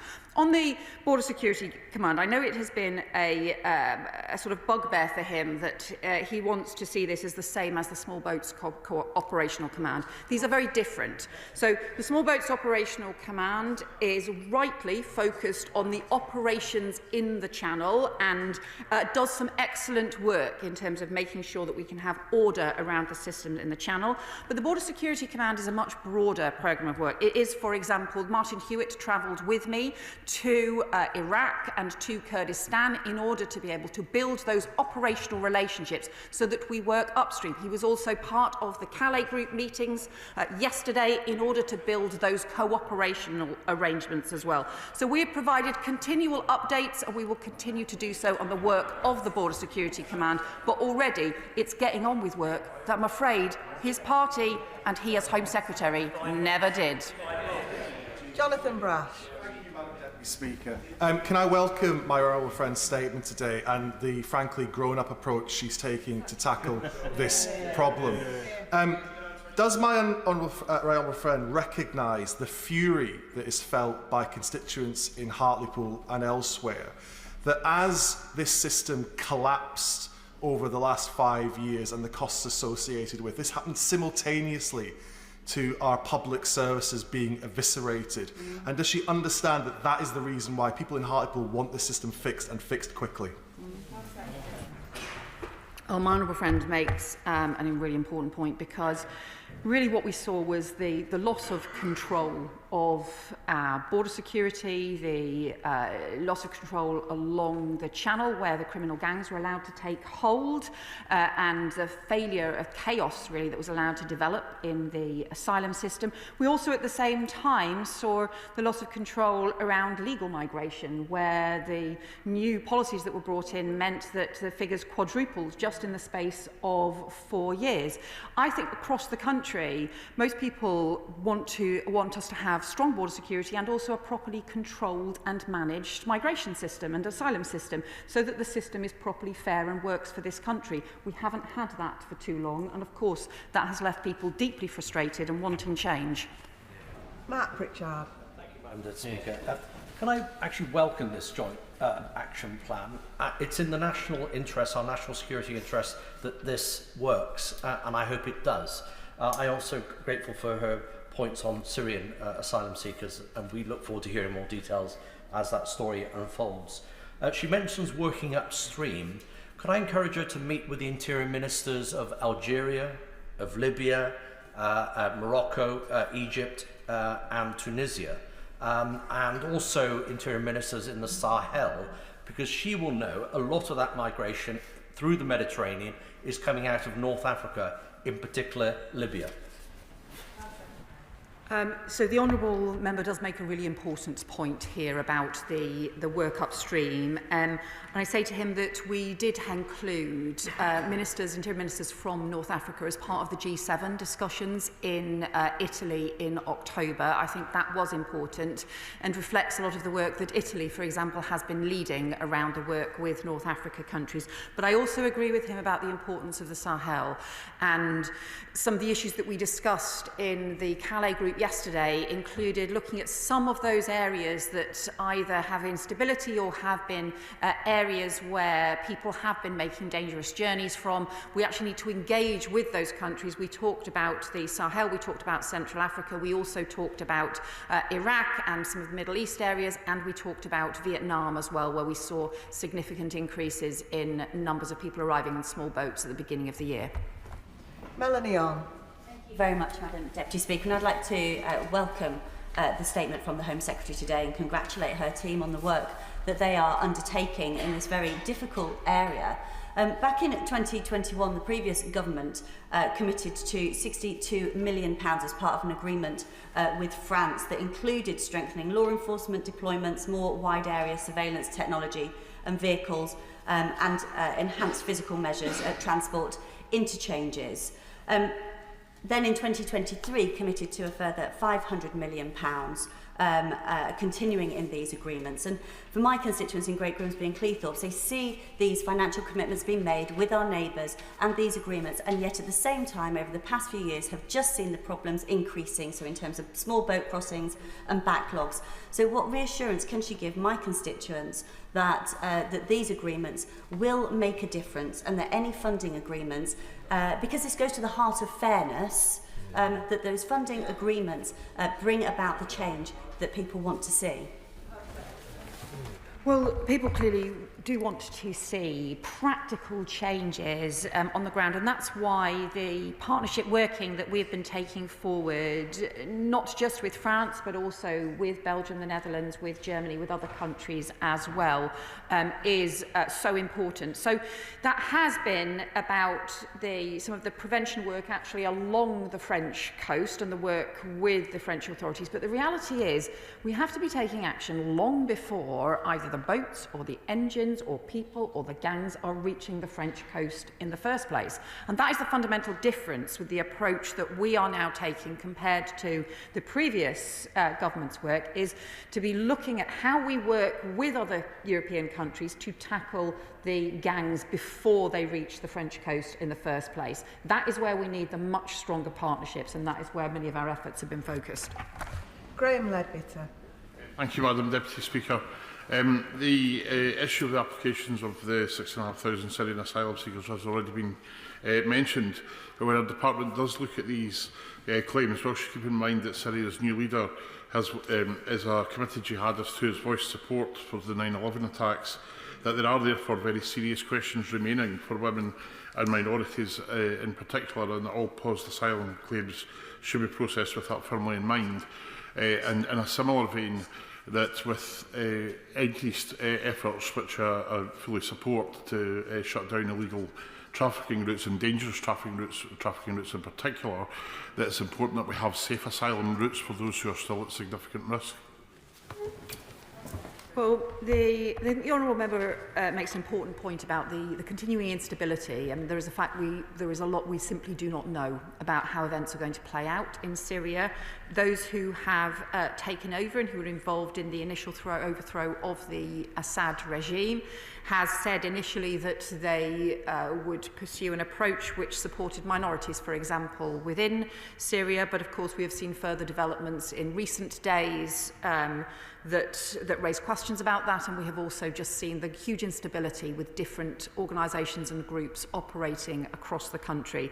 That is why we need to monitor this closely. I think everybody wants to see greater stability. We've also seen the initial signs of people wanting to return from Turkey to Syria, for example, in the first few days. But this is very unstable at the moment, and that is why we need to approach this with care and with monitoring the detail of what is happening.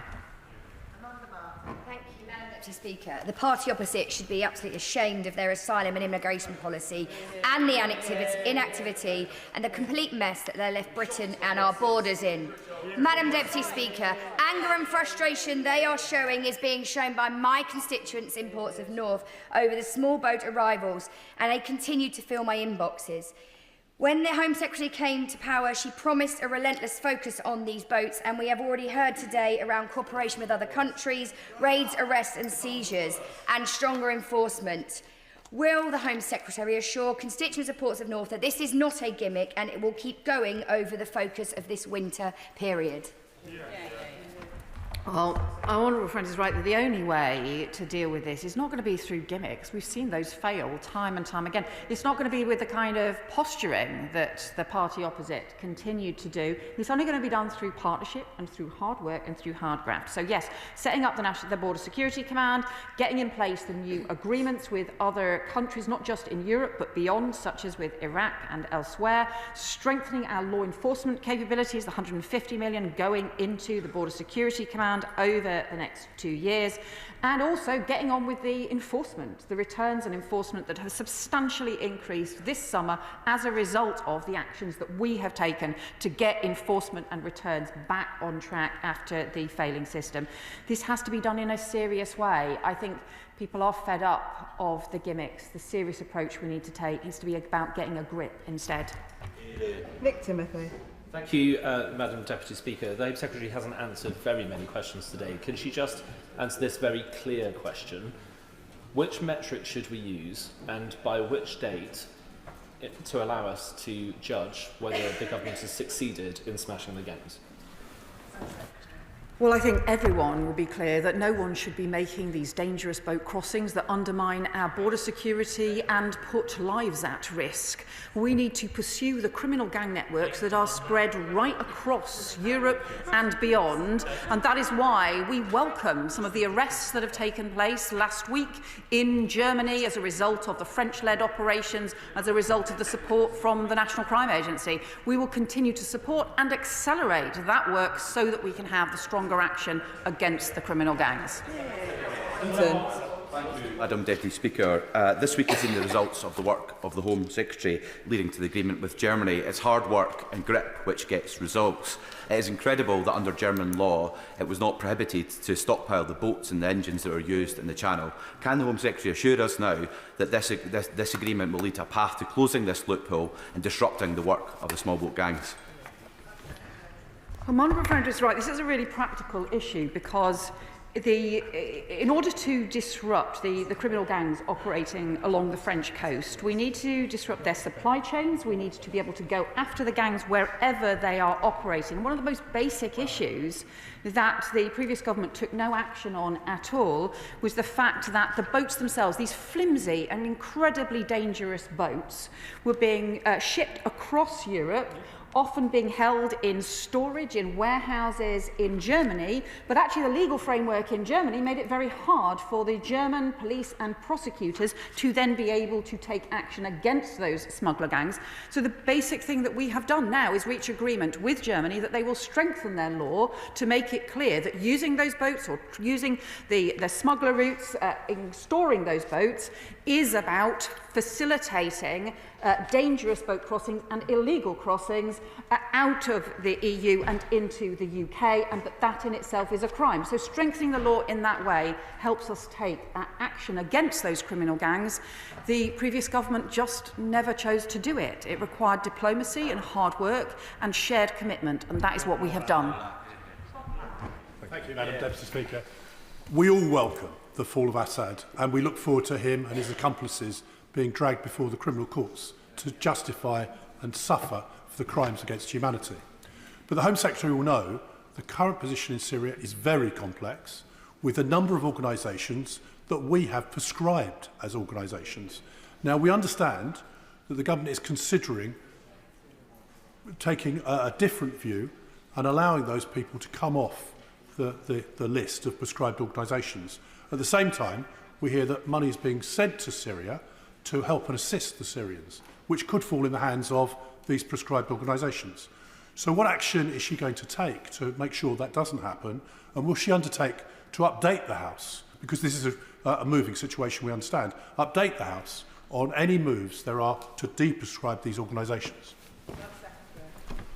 Well, the Honourable Member raises an important issue. He will know that we don't routinely comment on either prescribing and de-prescribing or any of those processes. But let me just be clear on this, that the prescribing decisions that we take are done with care, based on evidence over time. They are not things that are done in a rush. They are not things that are done based on inadequate evidence. So these are always important issues, but the most important thing is the safety of the UK and the national security of the UK, and any decisions we take will always be taken in that light. Jessica Turl. Speaker, can I welcome the Home Secretary's statement and all the action her department is taking to tackle migrant smuggler gangs and reduce the asylum backlog. But frankly, I'm quite surprised by the reaction I've heard from the opposite benches, because either through inaction or incompetence, the last government left us with an inheritance of 400 asylum hotels at a cost to the taxpayer of £9 million per day. And they didn't seem very bothered about targets then. So constituents in my constituency, Bournemouth West, and across the country are rightly furious about this. So does my right honourable friend agree with me that if they were really serious about tackling illegal migration, they would take responsibility for their legacy, welcome our measures, rather than complaining about them? Yeah. Well, my honourable friend is right, because we inherited a situation. The Conservatives just completely let this entire system get way out of control. They let criminal gangs take hold along the channel. They left us with chaos, total chaos in the asylum system, and these extortionate costs of, as she rightly points out, this time last year, it was nearly £9 million a day that was being spent on asylum hotels. The result of the action that we have taken since the election to get asylum decision-makings going that they had frozen, to get the system working again, is already saving hundreds of millions of pounds for the taxpayer that the honourable members opposite were happy to spend rather than getting a grip of the system. Rupert Lowe. Thank you, Madam Deputy Speaker. I'm pleased to hear from the Home Secretary that you're making progress with our neighbouring countries in Europe in stopping this, what I now call a national emergency. But as the Home Secretary probably knows, that's only a third of the issue. The boat crossings have increased. Will she consider detaining securely those people who do arrive here? Because if we're to solve this problem, we have to remove the incentive to come to Britain. The questions I'm asking are uncovering quite how much the cost of these illegal migrants is to the country. And this is now, as I say, a matter of national emergency. The third part of the equation is those illegal migrants who are here, and I had a case in my constituency, Great Yarmouth, only this week, where one alias Amulata was convicted of drug dealing, a 17th offence, a very light sentence. So will she commit to deporting those illegal migrants here who are damaging the interests of the British electorate? Yeah. Well, we clearly need to clear the backlog that we have inherited in the asylum system and the chaos in the asylum system. There is already a detention system as part of both the immigration and asylum system, but the core issue, I think, that there has been over a long period of time is around the lack of proper enforcement and the lack of a proper system to ensure that the rules in the system, in both the asylum and the immigration system, are properly respected and enforced. We'd seen returns, for example, drop substantially compared to under the last Labour government, and what we've been doing is putting additional staff into the returns and enforcement system, but also making sure that those returns increase. That's why we have seen nearly 10,000 returns since the general election, a significant increase in returns on both on foreign national offenders and on the failed asylum cases, to make sure that the system is properly respected. Jo White. Thank you, Madam Deputy Speaker. When I was elected to Parliament, I promised my constituents in Bassetlaw that this government would have a relentless focus on stopping the boats. But I just want to clarify this point because I think it's very important. When this government came to office, the number of small boats arrivals for 2024 was running around 700 higher than the previous record year of 2022.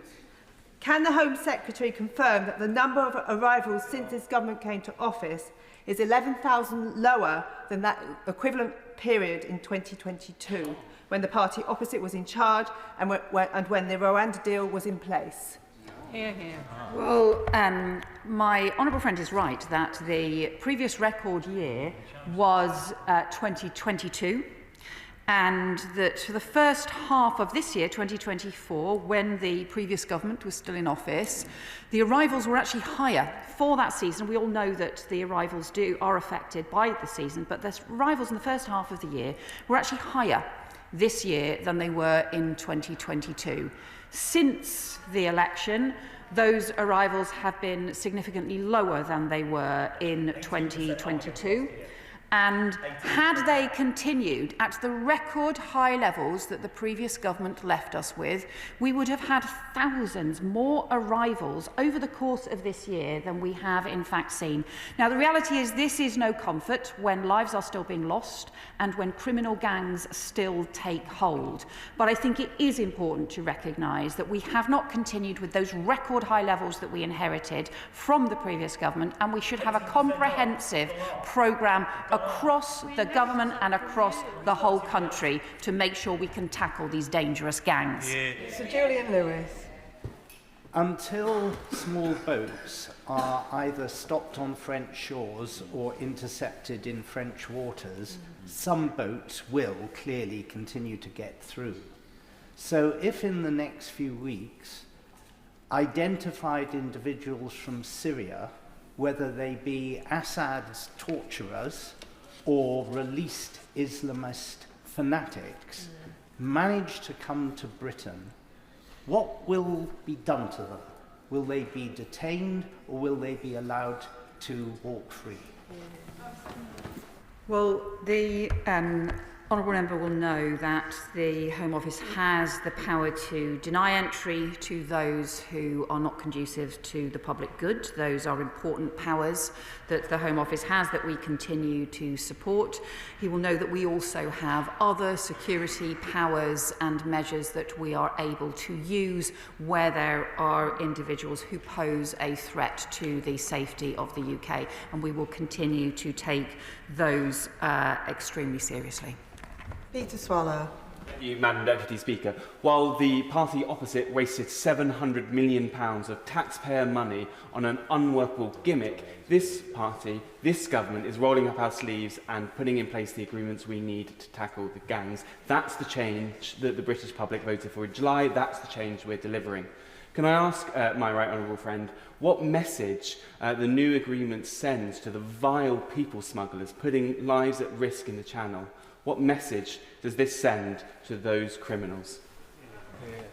My honourable friend asked an important question, because the reality is that the criminal gangs operate across borders, and they have been able, frankly, to get away with it because of lack of coordination between law enforcement across borders, because of lack of coordination between governments across borders.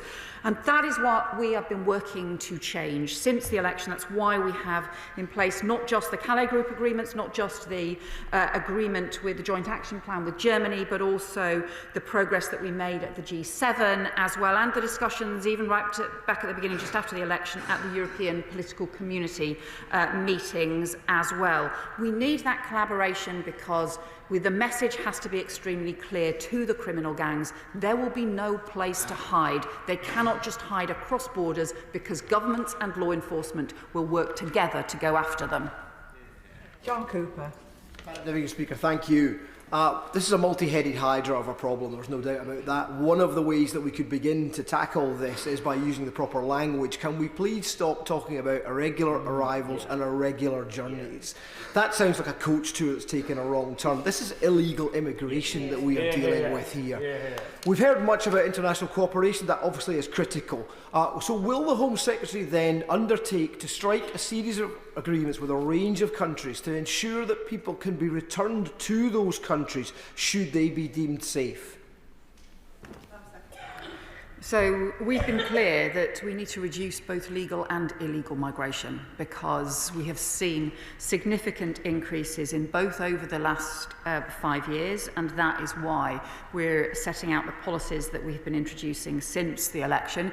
He's right to talk about really the multiple different aspects of this and why you need to take action comprehensively across the board, and also that means the response has to to be across the board and has to include not just the prevention work, not just going after the criminal gangs, but increasing returns.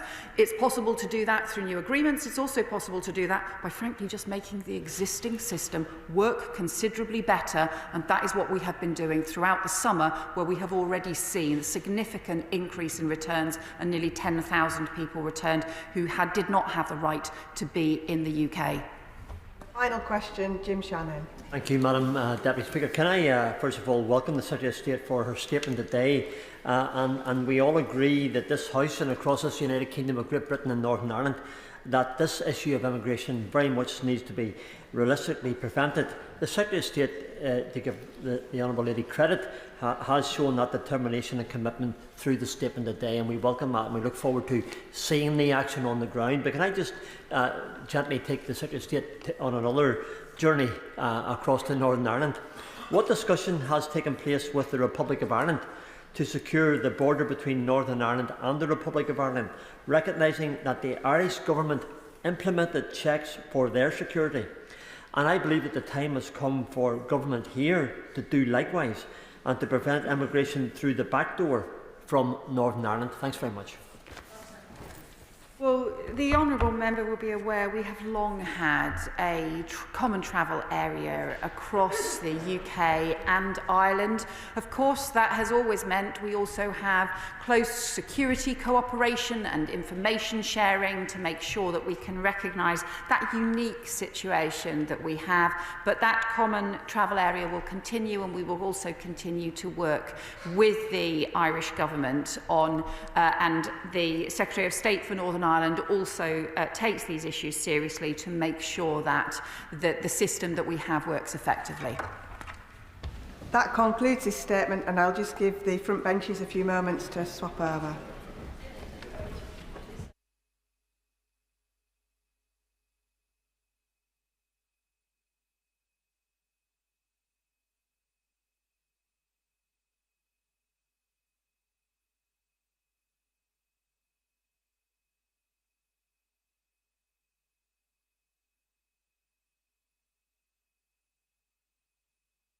Secretary of State for Health, Wes Streeting.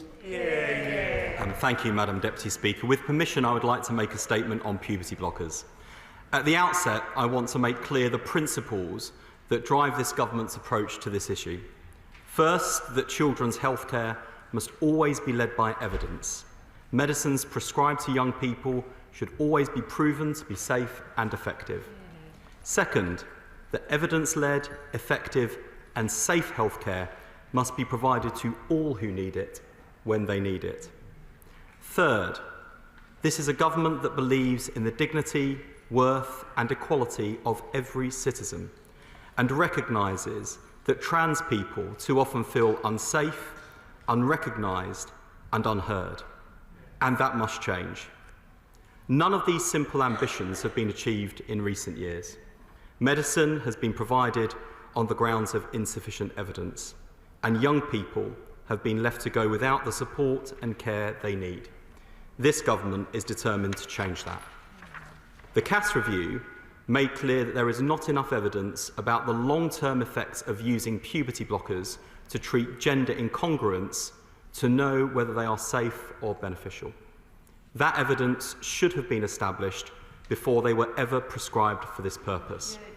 It is a scandal that medicine was given to vulnerable young children without the proof that it is safe or effective or through the rigorous safeguards of a clinical trial. Following the Cass review, the NHS ceased the routine use of puberty blockers to treat gender incongruence in children. In May, the previous government issued an emergency order to extend these restrictions to the private sector. In opposition, as Shadow Health and Social Care Secretary, my party and I supported those decisions. Since coming into office, I have renewed this order twice, continuing restrictions until the end of this year. This was done jointly with the Health Minister in Northern Ireland, and I updated the House via written statement. While the temporary ban was in place, I asked the Commission on Human Medicines to look at the current environment for prescribing puberty blockers, and we launched a targeted consultation. Madam Deputy Speaker, the Commission is an independent body made up of leading clinicians and epidemiologists, which advises on medicine safety. They took evidence directly from clinical experts, consultant paediatric endocrinologists, and patient representatives, including representatives of trans people, young people and their families. After thoroughly examining all the available evidence, they have concluded that prescribing puberty blockers to children for the purposes of gender dysphoria in the current prescribing environment represents, and I quote, an unacceptable safety risk. Of particular concern to the Commission was whether these children and their families were provided with enough time and information to give their full and informed consent. The Commission on Human Medicines found that children had received prescriptions after filling out online questionnaires and having one brief Zoom call with prescribers from outside the UK. Consequently, they have recommended that the government should extend the banning order indefinitely until a safe prescribing environment can be established for these medicines. On the basis of their findings, I am acting on the Commission's advice to put an indefinite order in place to restrict the sale or supply of puberty blockers through a prescription issued by either a private UK prescriber or a prescriber registered outside the UK for under 18s. This is the advice from expert clinicians, the Independent Commission on Human Medicines, based on the best available evidence, and follows the cautionary and careful approach recommended by Dr. Cass. The legislation will be updated today and will be reviewed in 2027, along with an updated assessment of the safety of the prescribing environment for these medicines. At the same time, we are working to grow a thorough evidence base for puberty blockers. The National Institute for Health and Care Research is working closely with NHS England to establish a clinical trial into puberty-suppressing hormones. The NIHR is now contracting the team who will deliver the study and are working tirelessly towards recruiting the first patients by spring. The trial is the first of its kind the world over. It will help us better understand the effects of puberty-suppressing hormones in young people, providing the robust evidence required. In addition to establishing the evidence on puberty blockers, the Cass Review also made clear recommendations to the Government and NHS England for the improvement of healthcare services for children with gender dysphoria. I will now provide an update on the progress made. NHS England has now published its implementation plan to transform its services. It has also published a new services specification to ensure that children and young people experiencing gender incongruence have an appointment with a paediatrician or mental health professional before being referred to specialist services. Dr. Cass was clear on the need for the model of care to change, taking into account children and young people's holistic needs. Since April, NHS England has opened 3 new gender identity services in the North West, in London and in Bristol, with a 4th expected in the east of England by the spring, putting us on track towards opening services in every region by 2026. These services offer a fundamentally different clinical model, bringing together clinical experts in paediatrics, neurodiversity and mental health so care can be tailored to patients' needs. At first, the new services were prioritising patients registered with the old Gender Identity Development Service, but I'm delighted to report that the North West and Bristol services are now taking patients off the general waiting list. On the waiting list, Dr. Cass's review painted a picture of a service unable to cope with demand. Children and young people face unacceptably long waits for care, with some children passing into adulthood before their first appointment, leaving them facing a dangerous cliff edge.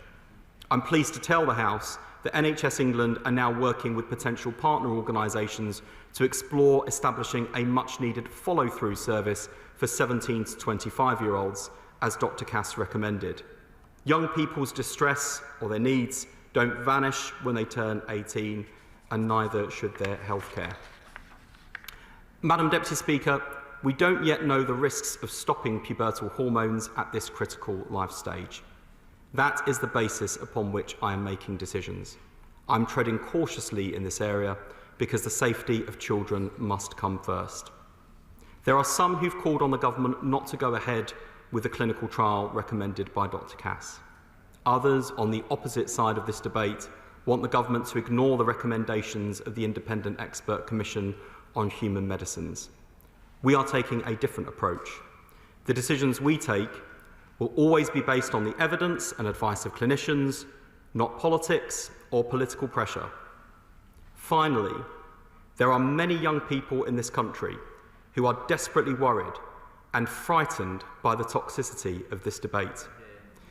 This has not been helped by some highly irresponsible public statements which threaten to put vulnerable young people at risk. In the past few months, I have met with young trans people who have either been, may be, or will be affected by the decisions I and my predecessor have taken. I've listened to their concerns, their fears, and their anxieties, and I want to talk to them directly now. I know it's not easy being a trans kid in our country today. The trans community is at the wrong end of all of the statistics for mental ill health, self-harm, and suicide. I can't pretend to know what that's like, but I do know what it's like to feel you have to bury a secret about yourself, to be afraid of who you are, to be bullied for it, and then to experience the liberating experience of coming out. I know it won't feel like it based on the decisions I'm taking today, but I really do care about this, and so does this government. I'm determined to improve the quality of care and access to healthcare for all trans people. I'm convinced that the full implementation of the Cass Review will deliver material improvements in the well-being, safety, and dignity of trans people of all ages. And this government will work with them to help them live freely, equally, and with the dignity that everyone in our country deserves. And I commend this statement to the House. Shadow Secretary State Ed Arger. Thank you, Madam Deputy Speaker, and I thank the Secretary of State for advance side of his statement and also for his courtesy in coming to this House for an oral statement to give honourable members the opportunity to ask questions of him. When the Secretary of State is wrong, we will challenge him robustly and hold him to account, but when he is right, we will support him. That is responsible opposition. In what he sets out today, he is right and he has my support in what he is doing. Protecting children is one of the most important priorities that a Health Secretary can have. My predecessor, the Right Honourable Member for Louth and Horncastle, worked tirelessly to do just this, setting out that it was her priority to protect children and young people from the risks to their safety of the prescription of puberty blockers given the lack of an evidence base. I welcome the Secretary of State, that the Secretary of State is continuing with the work that was started under the previous government and for his support for that at the time and all that he has done since, including in his statement on the 4th of September. I would also associate myself with the three principles he enunciated when he opened his statement. With increasing numbers of young people questioning their gender identity, NHS England, with the support of previous Conservative Health Secretaries Matt Hancock and Sir Sajid Javid, commissioned Dr Hilary Cass to examine the state of services for children questioning their gender. Now, that historic review was able to cut through the noise and ideology to lay bare the clear facts so that we as policymakers can seek to make decisions based on evidence, safety and biological reality and create a service that better serves the needs of children, as the Secretary of State set out. In the review, Dr Cass made it clear that not enough is known about the lifelong impact of using puberty blockers on young minds and bodies to be clear that they are safe and that the robust evidence base was simply not there. So in March, NHS England made the landmark decision to end the routine prescription to children of puberty blockers for gender dysphoria. With the support of the then government, it announced it was stopping children under 18 from being seen by adult gender services with immediate effect. And as one of the final acts of the previous government, my right honourable friend, the former Secretary of State, used emergency powers under Section 62 of the Medicines Act 1968 to extend the ban to private clinics selling puberty blockers to young people questioning their gender. It was the right thing to do, I agree with her and pay tribute to her, as equally I do to him today for what he has done subsequently. The safety and well-being of children and young people must come above any other concern. And I welcome that today the Secretary of State, but previously the Secretary of State renewed the order, and in today's statement he makes it an indefinite ban, given the absence at present of an evidence base around this, and seeks in his statement to better understand that evidence base and to build that evidence base. I have a few questions which I hope he can offer clarifications on in a constructive spirit. I hope, and I think he in his final remarks in his statement alluded to this, that the Secretary of State can confirm that he intends to implement the CAS Review's recommendations in full. Now, of course, support must be available to children and young people who are questioning their gender identity, and that support must be holistic, multidisciplinary and evidence-led. After the Tavistock Clinic was closed earlier this year, as he set out, 3 new regional NHS children and young people's gender services have opened to provide better, tailored gender services for children and young people, again based on recommendations in the CAS Review. Is the Secretary of State able to provide a little more detail on the trajectory of the delivery of those remaining regional centres and potentially the order in which they're due to open in the coming year, so that children and families will be able to see what is happening in their own region, again putting the best interests of those young people at heart? Is he able to offer the House reassurances that these measures will be UK-wide and that he is working in tandem with the devolved administrations on these issues?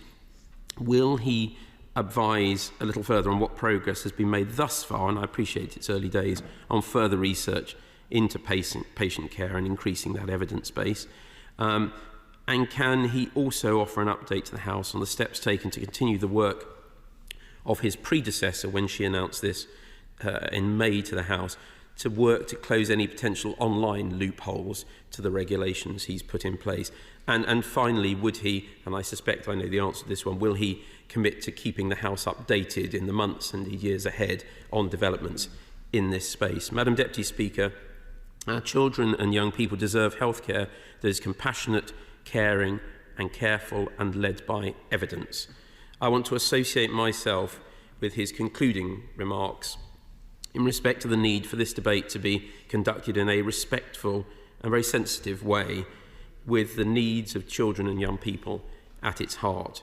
We will support measures and support him in bringing forward measures that protect children, and we want to work constructively with the government to give the next generation access to the right healthcare to meet their needs. I look forward to working with him in the months ahead. Firstly, can I thank the Shadow Secretary of State for the constructive way in which he has responded to this statement, and the tone with which he has approached this issue. I think it's worth everyone bearing in mind that statements in this House and indeed online, every word is often hung upon by a particularly vulnerable group of children and young people, and many of them feel very afraid about the environment in which they are growing up, and so do their families. So to establish an environment in which we can discuss issues with their welfare and their well-being at heart is the right way to approach these sorts of issues. And I've said many times before, and I'm sure the Shadow Secretary of State would agree, we need less heat and more light, and we can show that leadership together in trying to provide that climate. I am absolutely committed to the full implementation of the CAS Review. He asked about the implementation of new children and young people's services on gender incongruence. As I said, North West London and Bristol are now open. The 4th service is planned in the east of England for spring of next year. We want a specialist gender service in every region by 2026, and of course I'll keep him and the House updated on that. I'm also working closely with my counterparts in the devolved governments, and I particularly welcome the engagement I've had with my counterpart in Northern Ireland and his predecessor, who is within my line of sight on this issue. I really do appreciate the way in which we've been able to work together on this and many other issues. He asked about loopholes. I will keep this under close observation and review, and it is worth pointing out that In terms of sanctions, penalties and enforcement, breach of this order is a criminal offence under the Medicines Act 1968. It is a criminal offence to supply these medicines outside the terms of the order. That means pharmacists who dispense medicines against prescriptions that are not valid may be liable to criminal prosecution. It is a criminal offence to possess these medicines where the individual had reasonable cause to know the medicine had been sold or supplied in breach of the terms of the order. And there are fines and penalties associated with this, including on a case-by-case regulatory enforcement by the General Pharmaceutical Council. So I think we have approached this in an evidence-based way, in a considered way, and with the welfare and interests of children and young people at the heart of our decision-making. And I urge everyone else involved in the provision of health and care to do the same. Sonia Antoniazzi. Thank you, Madam Deputy Speaker. I'd like to thank the Health Secretary for his statement today and the manner in which he continues to handle this very important issue. I welcome that the Government is following clinical evidence here, particularly with regard to children and young people whose well-being and protection must be paramount. This is the right approach. Given the CAST review found insufficient evidence to know whether puberty blockers are safe and highlighted their potential harms, there are understandably concerns regarding the risks of trialling them. Can the Secretary of State reassure me that the upcoming trial will have robust safeguards in place and confirm that he will continue to be led by children's well-being and safety? I can certainly give my honourable friend that assurance. Better quality evidence is critical if the NHS is to provide reliable, transparent information and advice to support children and young people and their parents and carers in making potentially life-changing decisions. That's why we're supporting the setup of the study into the potential benefits and harms of puberty-suppressing hormones as a treatment option. The study team's application for funding is going through all the usual review and approval stages, including peer review and the National Institute for Health and Care Research Funding Committee consideration and full ethical approval processes ahead of set-up. We want the trial to begin recruiting participants in spring 2025, but I'm confident in the robust and appropriate and ethical way in which the trial is being established. Liberal Democrat spokesperson Helen Morgan. Thank you very much, Madam Deputy Speaker. Can I start by thanking the Secretary of State for his statement today, not only for obviously the content of his statement, but for its tone and his recognition of the importance of that tone in this place. Because for too long, children and young people who are struggling with their gender identity have been badly let down by a low standard of care, exceptionally long waiting lists and an increasingly toxic public debate. Before GIDS closed, more than 5,000 young people were stuck on the list for an appointment, left waiting almost 3 years for that first appointment on average. For teenagers going through what is often an incredibly difficult experience, 3 years must feel like an eternity. So change is desperately needed. Liberal Democrats have long pushed to ensure that children and young people can access the high-quality healthcare that they deserve. So we welcome the NHS's move to create multiple new regional centres. But these need to be up and running as quickly as possible now. So can the Secretary of State outline the steps the government's taking to ensure that this happens in every region and also perhaps give us a timetable for it? Tackling the waiting list and improving access to care has got to be a priority. After so many years of being badly let down, I understand why today's news is causing fear and anxiety for some young trans people and their families, and not least those who I've met in my own constituency, who've highlighted the catastrophic mental health impacts of this situation.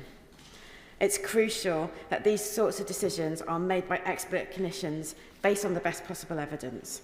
So will the Secretary of State publish all the evidence behind this decision, including the results of its consultation, to give those families confidence that this is going to be the right move for them? We welcome the announcement of the clinical trial because we need the NHS to build up that evidence base as quickly as possible and for the government to provide certainty that they will follow the evidence and the expert advice on behalf of these children. Thank you. Mr. Can I thank the Liberal Democrat spokesperson for the approach she has taken to this? I can certainly respond to the questions she puts. We want all of these regional centres to be up and running by 2026, and we're working with NHS England to achieve that outcome. She mentioned the waiting lists, and to give people a sense of the challenge. the latest figures show 6,237 children and young people on waiting lists for gender services. So we can see even in the length of time that she references that we've seen growth in the waiting list. And as in common with all NHS waiting lists, I want to see those fall. But I think it's particularly important in the context of children and young people services, whether they're gender identity services or other paediatric services. When people or when people are waiting for many years, in some cases that's a school lifetime. And I know for this group of children and young people, time really does feel of the essence. So we owe it to them to get those waiting lists down faster. We are also working to implement the recommendation around the follow-through service for 17 to 25-year-olds. I know there's some anxiety around this issue, and some people have interpreted this as an extension of children's services to 25, and that's really not what we intend at all. It really is about a transitional service from children's services to adult services, and I think that will lead to better care. And finally, I think it's worth pointing out in the context of a statement that focuses particularly on puberty-suppressing hormones. This is not the only treatment for children and young people in this area, and I think there is a danger that the focus on this, because of an inevitable political process and a necessary political process, means that for some children and young people and their families, this is held up as the gold standard treatment, that if they're missing out on it, that they're missing out on any treatment. That's not the case. Indeed, there are many trans people in our country of all ages for whom puberty blockers have never been considered an appropriate intervention. So we've got to see all of the treatment options in the round, and that's why I particularly support the holistic approach to supporting children and young people with gender incongruence that Dr. Cass outlined in her excellent report. Alex Serval. Thank you, Madam Speaker. I'd first of all like to thank the Secretary of State for addressing the points in my letter to him on this issue, particularly around holistic approach to the health of trans young people. In his statement, the Secretary of State said that the order would restrict the sale or supply of puberty blockers through a private prescription for under 18s. Can he assure me that this will be for all under 18s and this is not just for those with gender dysphoria? Otherwise, and he well knows this, that this will be used as an attack on trans young people. Is this a universal order and rather than something particularly targeting trans young people? Madam Deputy Speaker, this order relates to the use of puberty blockers for this particular group of patients for this particular purpose, where the evidence base is not sound and where the Commission on Human Medicines has described the current prescribing environment as representing an unacceptable safety risk. Puberty blockers are safe and proven for use amongst children and young people for other conditions, including precocious puberty. Where we lack a sound evidence base and where we lack a safe prescribing environment and an unacceptable safety risk is in relation to the use of this medicine for this particular purpose, for this particular group of patients. Rebecca Paul. Thank you, Madam Deputy Speaker. Can I firstly start by welcoming the Secretary of State's statement and commend the Secretary of State for putting the safety and well-being of children first. The use of puberty blockers to treat gender dysphoria, I'm not going to mince my words, is nothing short of a medical scandal in my view, so I very much welcome the approach that you're taking. You set out in the statement that it's important that young people receive the right care from paediatricians and mental health professionals. Does the Secretary of State agree with me that no child should ever be told by a health professional that they were born in the wrong body? Madam Deputy Speaker, it's important, particularly with this particular group of children and young people, that clinicians provide holistic healthcare and evidence-led healthcare and ask a range of questions to identify the nature of that particular child's needs and make sure that they respond appropriately with evidence-based healthcare. That is the best way of turning around some of the horrendous statistics we see affecting children and young people with gender dysphoria, and that's how I think we will achieve better, healthier and happier outcomes for this cohort of patients. Kate Osborne. Thank you, Madam Deputy Speaker. I wrote to the Secretary of State this morning before this statement was announced, highlighting a report from the Council of Europe that notes that gender-affirming hormone therapy for trans minors in the UK is almost impossible to access, and that the total withdrawal of access to healthcare outside of a research trial may breach the fundamental ethical principles governing research. These restrictions on puberty blockers removes the clinical expertise from medical decision-making and significantly impacts young trans people and their families, and I'm hugely disappointed to hear the contents of this statement today.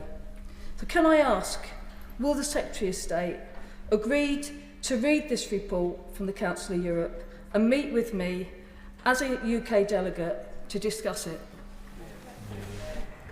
I'm certainly happy to continue meeting with my honourable friend on this issue. I say with great respect to the Council of Europe and the authors of the report that she references, I have to take decisions about the welfare, well-being and safety of children in this country based on clinical evidence. And when our own Commission on Human Medicines says that there is an unacceptable safety risk and an unsafe prescribing environment, I have to take that seriously. When one of our country's leading paediatricians says there is insufficient evidence about the long-term effects of the use of this particular drug for this particular use, for this particular cohort of children and young people, I have to take that seriously. I know there will be people who will be deeply disappointed by this decision. They will include many trans people and their families, and thinking about some of the young people I've met in recent weeks and months, I have taken to heart what they have said. I know this will be deeply upsetting to them. I do not take that lightly, but I would say to anyone challenging me to do something else, to ask quite sincerely, if they were standing in my shoes as the Secretary of State for Health and Social Care, and they were looking at recommendations from clinicians in our country and the Commission on, including the Commission on Human Medicines, saying there is insufficient evidence for use of medication in children and young people for this purpose, and that there is an unacceptable safety risk arising from the current prescribing environment, I ask them, would they really be taking a different decision? Jan Burrow. Mr. Speaker, I'm extremely worried and fearful about this decision to continue this blanket ban, and I want to ask the Minister about his reliance for the terms of reference and reasons for this on the purpose for which these drugs are being prescribed, i.e. being trans, when they are safely used by young people for other conditions, as he acknowledges. Does he understand that this is at heart discriminatory? I do not agree with the characterisation of the honourable member.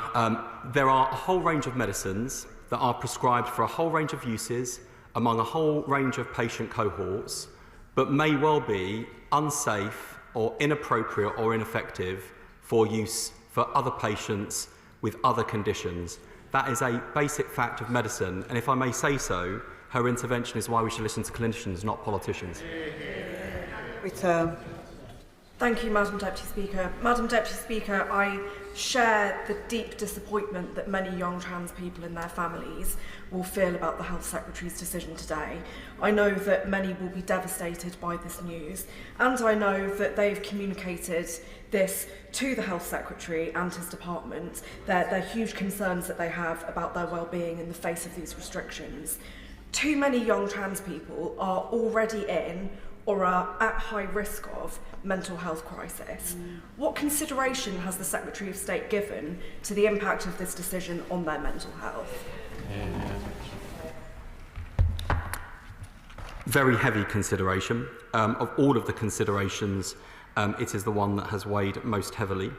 As I said in my statement, trans people too often find themselves at the wrong end of statistics when it comes to mental ill health, self-harm and suicide. I take those issues very, very seriously and indeed. What I would say to my honourable friend, members of this House and campaigners, particularly online actors, is that there have been a number of claims made about the data which is not borne out by the facts. And in fact, I asked Professor Lewis Appleby, who is the government's suicide prevention advisor, to examine evidence for some of the claims made. There's been a large rise in suicide. His paper, which was published on the 19th of July, concluded that the data do not support the claim that there have been a large rise in suicide in young gender dysphoria patients at the Tavistock. The way this issue has been discussed on social media has been insensitive, distressing and dangerous, and goes against guidance on safe reporting of suicide. That claims have been placed in the public domain do not meet the basic standards for statistical evidence. That we need to move away from the perception that puberty blocking drugs are the main marker of non-judgmental acceptance in this area of healthcare, and we need to ensure high quality data in which everyone has confidence as the basis of improved safety. I would add that it is also important that we make sure that these children, young people, do have access to good quality mental health support.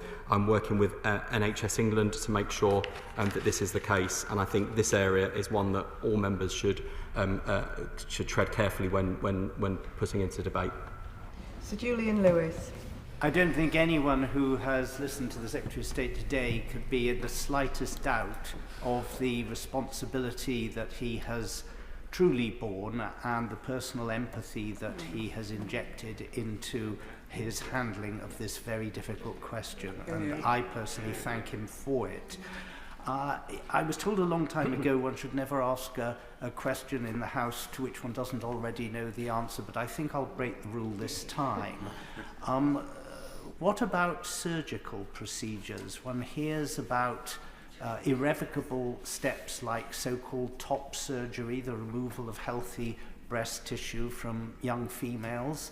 Where does the law stand on that issue at the current time? Well, the only thing worse than the person not knowing the answer to their own question is the Minister not knowing the answer. Happily, in this case, I can say that when it comes to surgical intervention for trans people, that does not apply to children and young people. Mr. Swallow. Thank you, Madam Deputy Speaker. I want to welcome the spirit with which the Health Secretary has made the statement today and his commitment to improving healthcare for all trans people. I do want to press him a bit on continuity of care. This summer I had a real struggle working with parents of young trans kids who were supporting their children in their journey and had accessed puberty blockers through some of these overseas prescribers. Now, they had done that after much heartfelt indecision because they thought that they were supporting what was best for their children, and frankly because under the previous government better healthcare options were not available to them.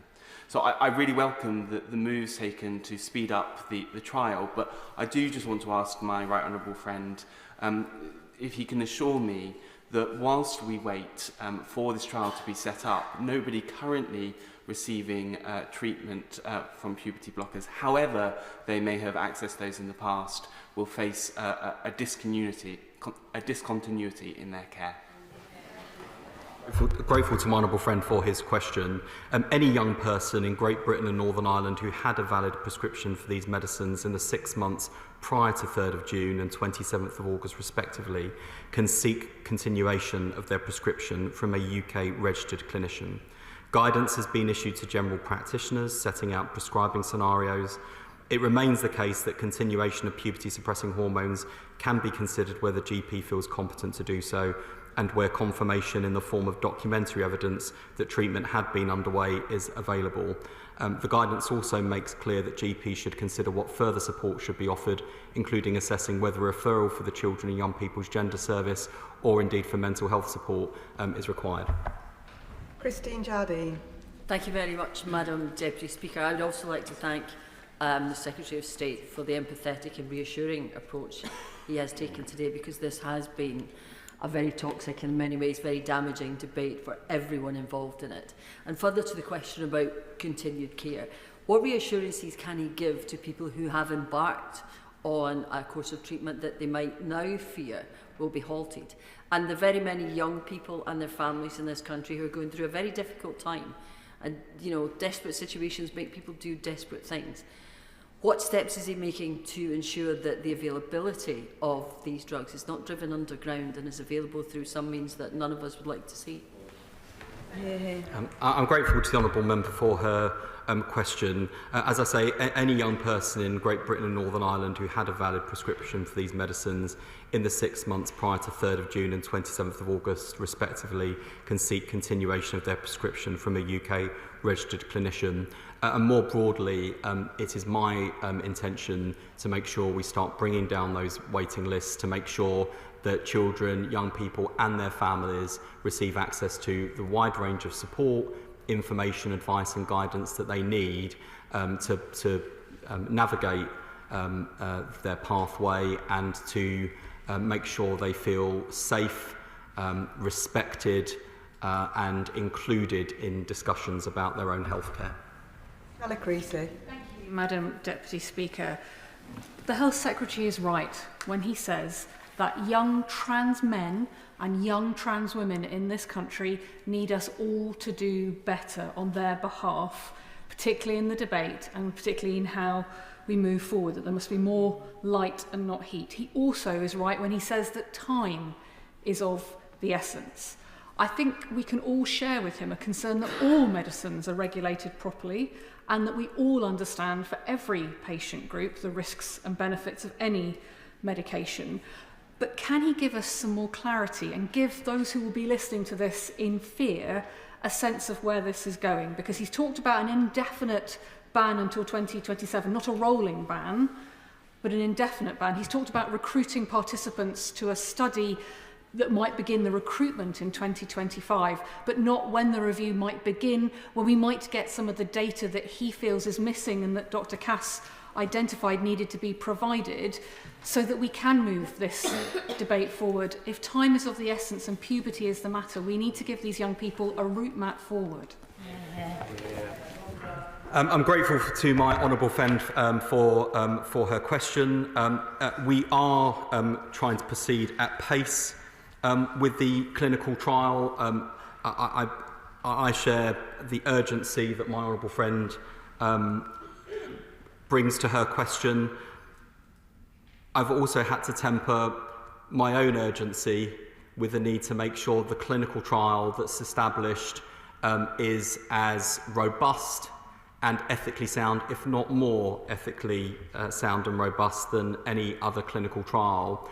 And the worst thing I could do at this stage, especially when NIHR and NHS England are working at pace to establish a trial, would be to interfere politically in what must be an independent approach. So the planned pathway study, which includes the clinical trial component to build the evidence of the relative benefits of harms of puberty-suppressing hormones, is in the final stages of the commissioning process.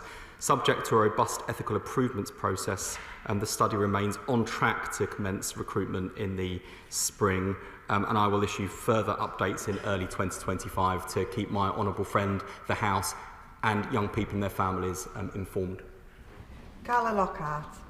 Deputy Speaker, and I'm sure the Minister or the Secretary of State will welcome the Northern Ireland ban as well, making this a UK-wide ban. Going through puberty is a biological and natural way for a boy or a girl to develop. Anything which interferes with this process in such an extreme way is going against the natural process. Therefore, I agree with the sentiments about it being a scandal that medicine was being given to vulnerable young people without proof of being safe or effective. Can the Secretary of State therefore outline what support is available for those children or young people who have taken these drugs and are bearing the scars of these drugs?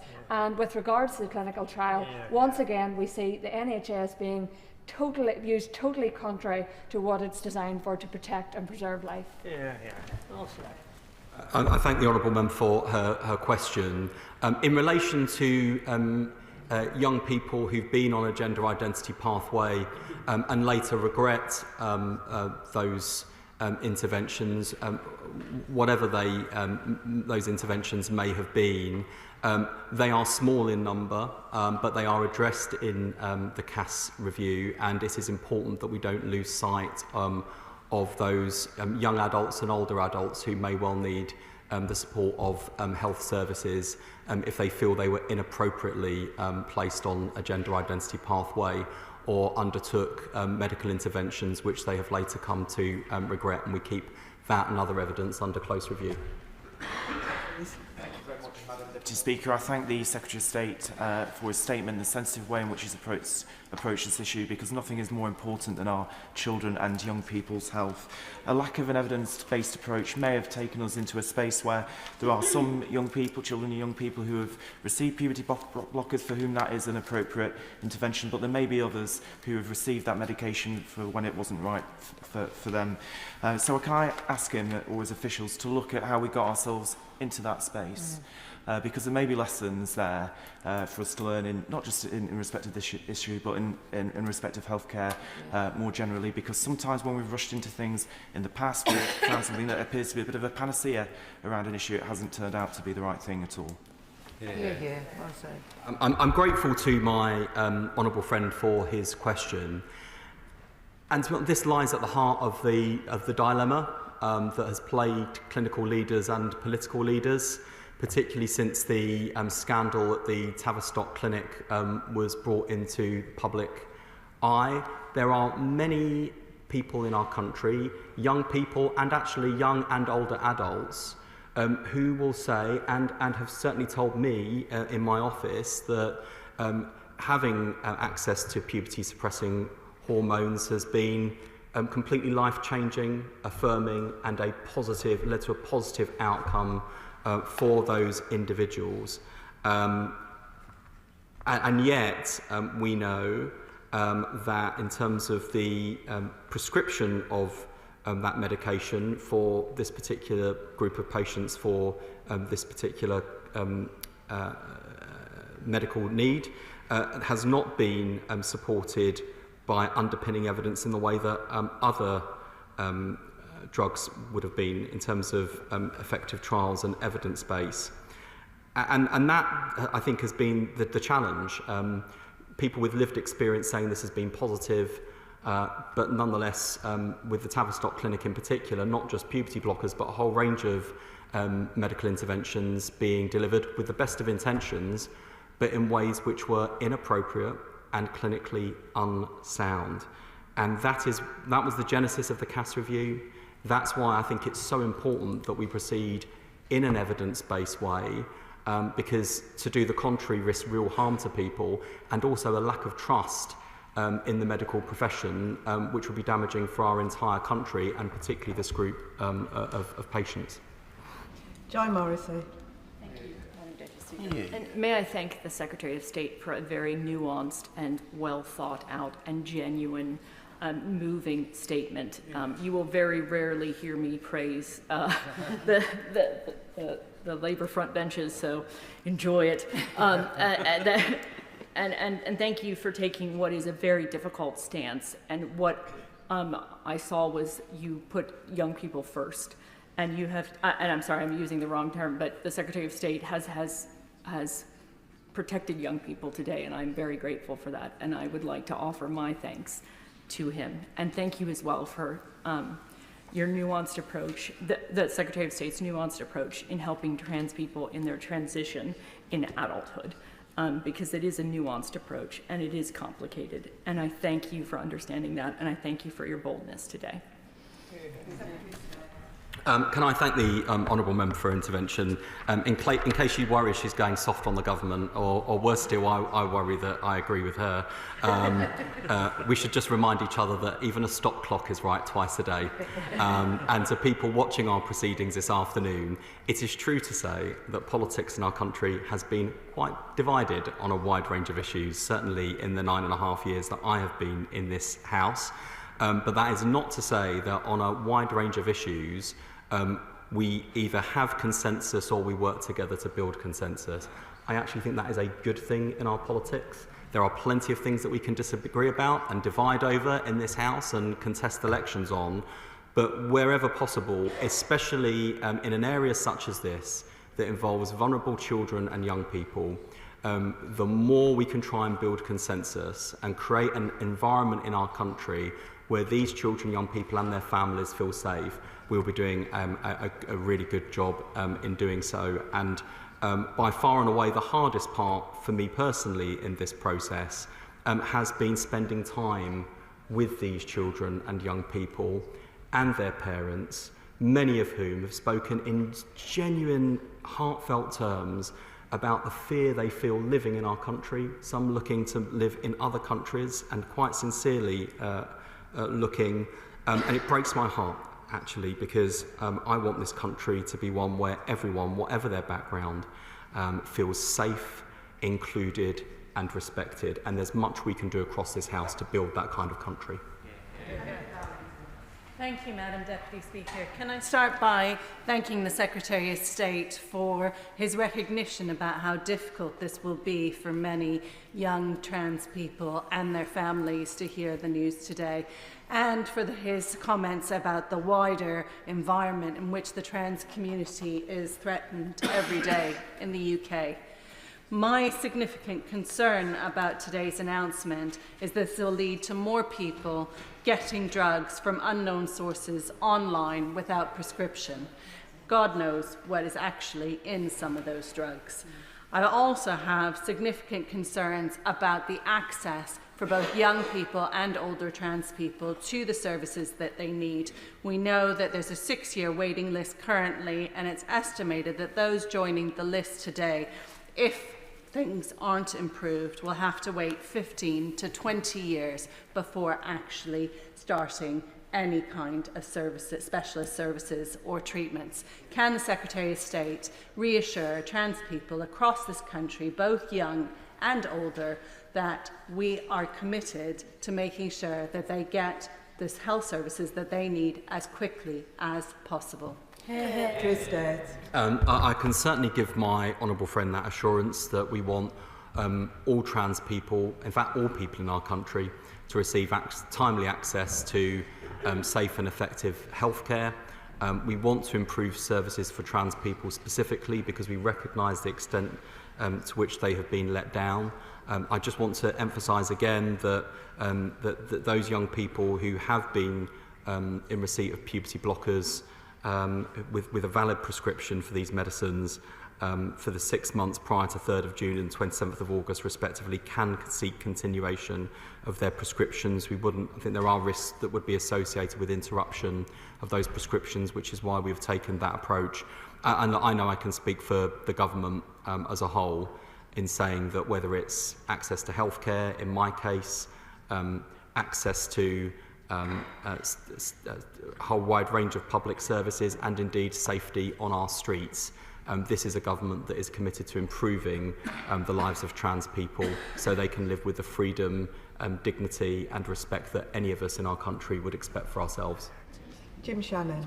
Madam Deputy Speaker, and can I very much welcome the Secretary of State's statement today. And it is never easy, Madam Deputy Speaker, to deliver a policy decision which the right honourable gentleman has done today that has so much effect upon people. So I admire the Secretary of State, and I wish to put it on record for his diligence and for his courage today in this statement. Secretary of State will be aware of the findings of the CAS report, which found that the change in practice from psychological and social support to drugs based on no good evidence, and indeed in light of medical professionals highlighting that puberty blockers by definition disrupt a crucial natural phase of human development. Does the Secretary of State not believe that we must extend the ban from temporary to permanent, not only to protect our children, but to prioritise mental health and the support that they so desperately need? Thank you so much. I'm grateful to the honourable gentleman for what he said. These issues do weigh heavily on my conscience, and in relation to what he says about the safety and efficacy of puberty blockers, the simple fact is, Madam Deputy Speaker, we just don't know enough. And that's why building the evidence base and research is important. I want to make sure that young people with gender incongruence and dysphoria are receiving the best quality healthcare to improve their safety and welfare and well-being as children, but also to make sure they live long, healthy and happy lives as adults too. That's the basis upon which we're taking decisions and the care and sensitivity with which we are approaching this issue, as I know my counterpart in Northern Ireland is too. Rachel Taylor. Thank you, Madam Deputy Speaker. I know that today will be a difficult day for trans young people, not because of the Health Secretary's statement, but because of how our media might choose to portray what has been announced in the House today. I welcome the statement as well from the Shadow Minister, and I hope that we can take things forward together.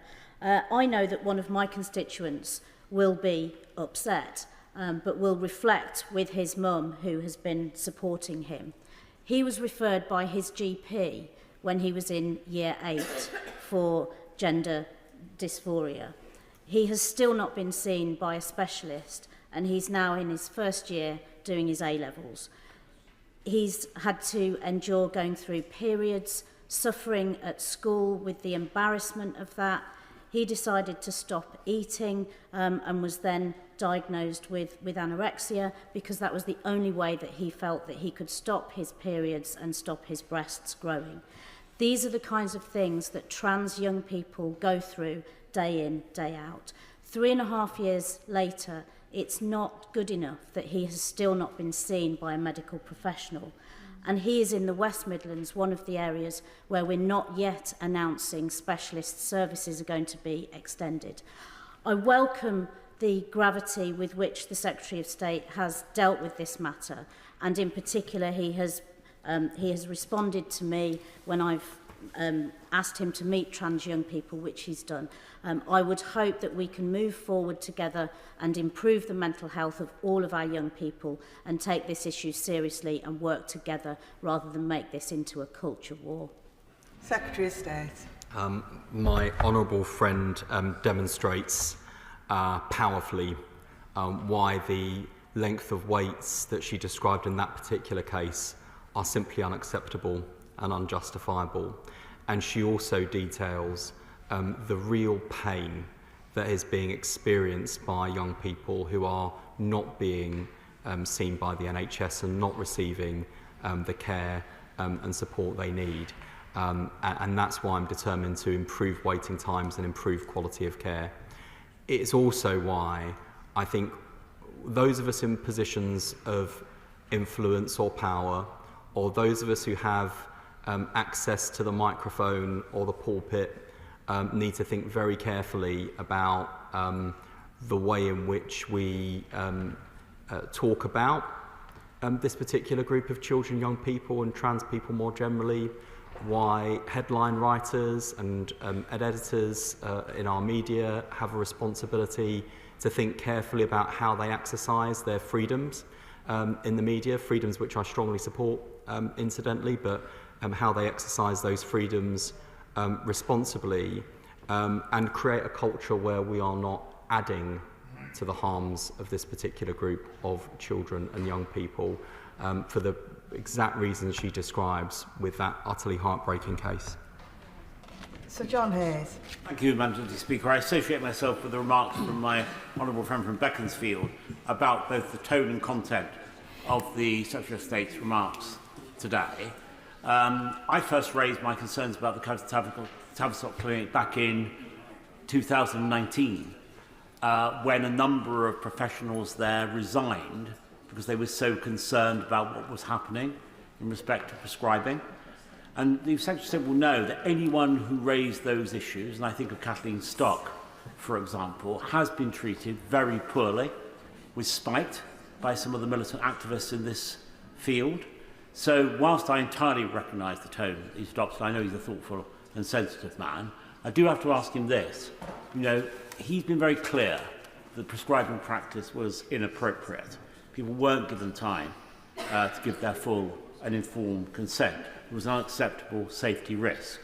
So who oversaw that? When were those decisions made? Who made them? And how will they be held to account? For many young lives have been severely damaged. Madam Deputy Speaker, I think there are, as the report into the failures of the Tavistock Clinic show, a whole range of individuals and organisations that did not discharge their duty of care appropriately to an extremely vulnerable group of children and young people. And actually, I want to pay tribute to the whistleblowers of the Tavistock and Portman, who laid their careers on the line, who were subjected to the worst kinds of attempts to silence whistleblowers, in some cases to bully them out of the organisation, to vilify them. That was, I think, not only a disgraceful way to treat good colleagues raising concerns, legitimate concerns, in the right way. It has actually, ironically, given that many of the people behaving in that way, I've no doubt did so with the best of intentions towards this vulnerable group of children and young people, they actually set back the national conversation for this group of children and young people and undermined confidence in gender identity services, and that cannot be a good thing. I also want to pay tribute to journalists that were willing to report on this. Pay particular tribute to Hannah Barnes, whose Newsnight investigation, I think, took some of these issues to a wider audience, and whose journalism, both on broadcast media and in print, shows how you can expose failure in a way and also expose the risks to a wide range of children, young people and adults in a really thoughtful, evidence-based way. Finally, he talks about the treatment of other people who've raised concerns in a wide range of contexts in this debate. He mentions Kathleen Stock. There are others too. I don't think that has been helpful. In fact, I think it has been actively harmful to having the kind of national conversation we should more broadly about gender identity. The way in which some women fear their sex-based rights are at risk. If we were able to navigate those issues in a much more thoughtful, considered way and listen to different perspectives and different experiences, I feel actually, despite all the challenges, really confident that as a society we could find a way through that maybe not everyone loves, but everyone can live with. We've done this before on same-sex marriage, for example, on sexual orientation and religious freedoms. It is possible if we're willing to listen, if we're willing to engage in good faith, and not shout down people who are raising heartfelt concerns. Maybe if we engaged in the conversation in a much better way, we'd find a better way through as a country. Vicky Slade. Thank you, Madam Deputy Speaker. Whilst I am deeply disappointed on behalf of our trans children for the statement you've made, I would like to thank you for speaking directly to those children. I know they will appreciate the sentiment that you've done for them. Trans young people in Mid Dorset and North Poole already rely increasingly heavily on their GPs, their schools and on CAMS, with many leaving education entirely, doing serious harms to themselves and losing their lives while on the waiting list. The former director of Tavistock told me that there was no data collected on incidents of assisted suicide and deaths of children that were on the waiting list, only of children and young people who had already started treatment. As a result of that, we have no information about the harms that young people and their families are going through in those years leading up to treatment. What assurance can the Secretary of State give me that those already under the care of CAMS and paediatricians will be treated urgently, and give me progress on how long those already on the list might expect to wait, and that he'll commit to collecting data from families on the waiting list so we can truly understand their experience? Secretary of State. I'm grateful to the honourable member. She's just pointing back to the waiting times, or the waiting list, I should say, again. There are 6,237 people currently on the waiting list. I don't think it is too much to expect the NHS to have a relationship with each of those young people on the waiting list, and to make sure that while they are waiting, that they are receiving some support and care. I've been given assurances that support is offered to young people on the waiting list. I continue to monitor that like a hawk. I'm grateful to representations I receive from across the House through honourable and right honourable members' casework, and I'm happy to pick up individual cases. Just in terms of the most catastrophic failures of children and young people, just to reassure all honourable and right honourable members, in the case suicide has been mentioned, all child deaths, whatever the circumstances, undergo a multi-agency review by a child death overview panel, and that information is reported to the National Child Mortality Database, and there is a monthly exercise by NHS officials to check the waiting list against NHS records. So we do monitor this very closely, and the mental health and well-being of this particular cohort of children and young people is both very close to my heart and very close to my gaze. Jim Allister. Thank you, Madam Deputy Speaker. I certainly welcome the Secretary of State's extension of the ban on the prescription puberty blockers. I want to ask him, though, has he more information for us on the criteria which will apply for entry into the clinical trials? Will there, for example, be a minimum age? Will there be parental consent required? Because both those things seem to me to be very important. Can we have assurance on those 2 points? I'm very grateful to the honourable member for his questions. The details of the trial are still being worked through. They will be subject and are subject to a robust ethical approvals process. And only once final ethical approval is granted is the final study design set in stone. As such, I can't comment on the finer details at this time, but just to reassure the honourable member that the issues that he raises are very much under consideration in relation to the design of the trial. Carla Denyer. Thank you, Madam Deputy Speaker. I share the concerns expressed by experts at the Council of Europe that removing access to puberty blockers except through clinical trials may breach the fundamental ethical principles governing research, amounting to coercion and therefore a breach of young people's human rights. Exactly how harmful this decision is, however, hinges on how easy or hard it is to get on the clinical trial. So, can the Minister tell me how many places there will be on the trial? And if he cannot at this current stage, please can he reassure me that he will take very careful consideration of the fact that if the trial is limited in size, this will cause harm to more trans and gender questioning young people? Secretary I'm grateful to the honourable member for her question. The trial will be uncapped, and just to reassure her and the House, all NIHR commissioned research must go through robust scientific and ethical approval processes, both of which can influence final study design.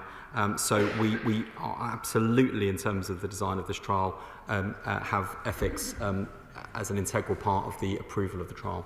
And the final question, Robin Swan. Thank you very much, Madam Deputy Speaker, and can I thank and welcome the Secretary of State for his statement in regards to both the tone and the approach that he's taken, and I do welcome that this indefinite ban will also include Northern Ireland, and can I thank the Secretary of State and his predecessor for that collaborative approach they've taken with the Minister of Health in Northern Ireland. But also, Madam Deputy Speaker, I think it's important for the House to note that the ban in Northern Ireland was supported by all the Northern Ireland executive parties as well. But can I ask the Secretary of State, in a statement he talks about being able to restrict the supply of puberty blockers through a prescription issued by a prescriber registered outside the United Kingdom. Can I ask him what steps he will take to close all those loopholes and avenues would actually allow these drugs to either be prescribed, recommended or supplied by online suppliers for under 18s? I'm grateful to the honourable member for his question. This is a challenge not just in relation to these drugs, but more generally as well, and it's something that that we are looking very closely at. More broadly, I want to just acknowledge the first part of his question as well. I'm very grateful not just to my counterpart, Mike Nesbitt, in the in the Northern Ireland Executive, but to the First Minister, the Deputy First Minister, and all parties involved in the Northern Ireland Executive for the collaborative way and the spirit with which they have engaged in discussion about this issue for Northern Ireland, and also their willingness to work in partnership with the UK government. I think that's to their credit and to the benefit of all citizens across every part of the United Kingdom. That concludes the statement. Madam Deputy Speaker, today, thank you. Today the government published its 10-year prison capacity strategy. This long-awaited and significant document led most news programmes last night and this morning. The media have been fully briefed. The Lord Chancellor has given interviews and accompanied Nick Robinson of the Today programme to HMP Stockham to explain the strategy. The strategy envisages a huge prison building programme, but still predicts that prisons will be full again in 3 years without changes to sentencing policy. The people who have not had an opportunity to discuss this are members of this House, including members of the Justice Select Committee, who last week announced a major inquiry into rehabilitation and reducing reoffending. Madam Deputy Speaker, a cynic might think that by utilising a written ministerial statement to launch the strategy rather than an oral statement, the government avoids both scrutiny by members and your reaction to the media being informed of important policy announcements before this House. How can I now ensure this matter can be fully explored by all members? I am grateful to the Honourable Member for giving notice of his point of order. I have no indication that the Justice Secretary intends to come to the House to make a statement, and I have no power to compel her to do so. But the Table Office will be able to advise the Honourable Member on how he might be able to pursue this matter further. Order, order. I will now announce the result of today's deferred division. On the draft movement of goods, Northern Ireland to Great Britain, animals, feed and food, plant, health, etc., transitionary provision and miscellaneous amendments, regulations 2024, the ayes were 375, the noes were 9. So the ayes have it, the ayes have it. I'll now give a few moments for the front benches to swap over.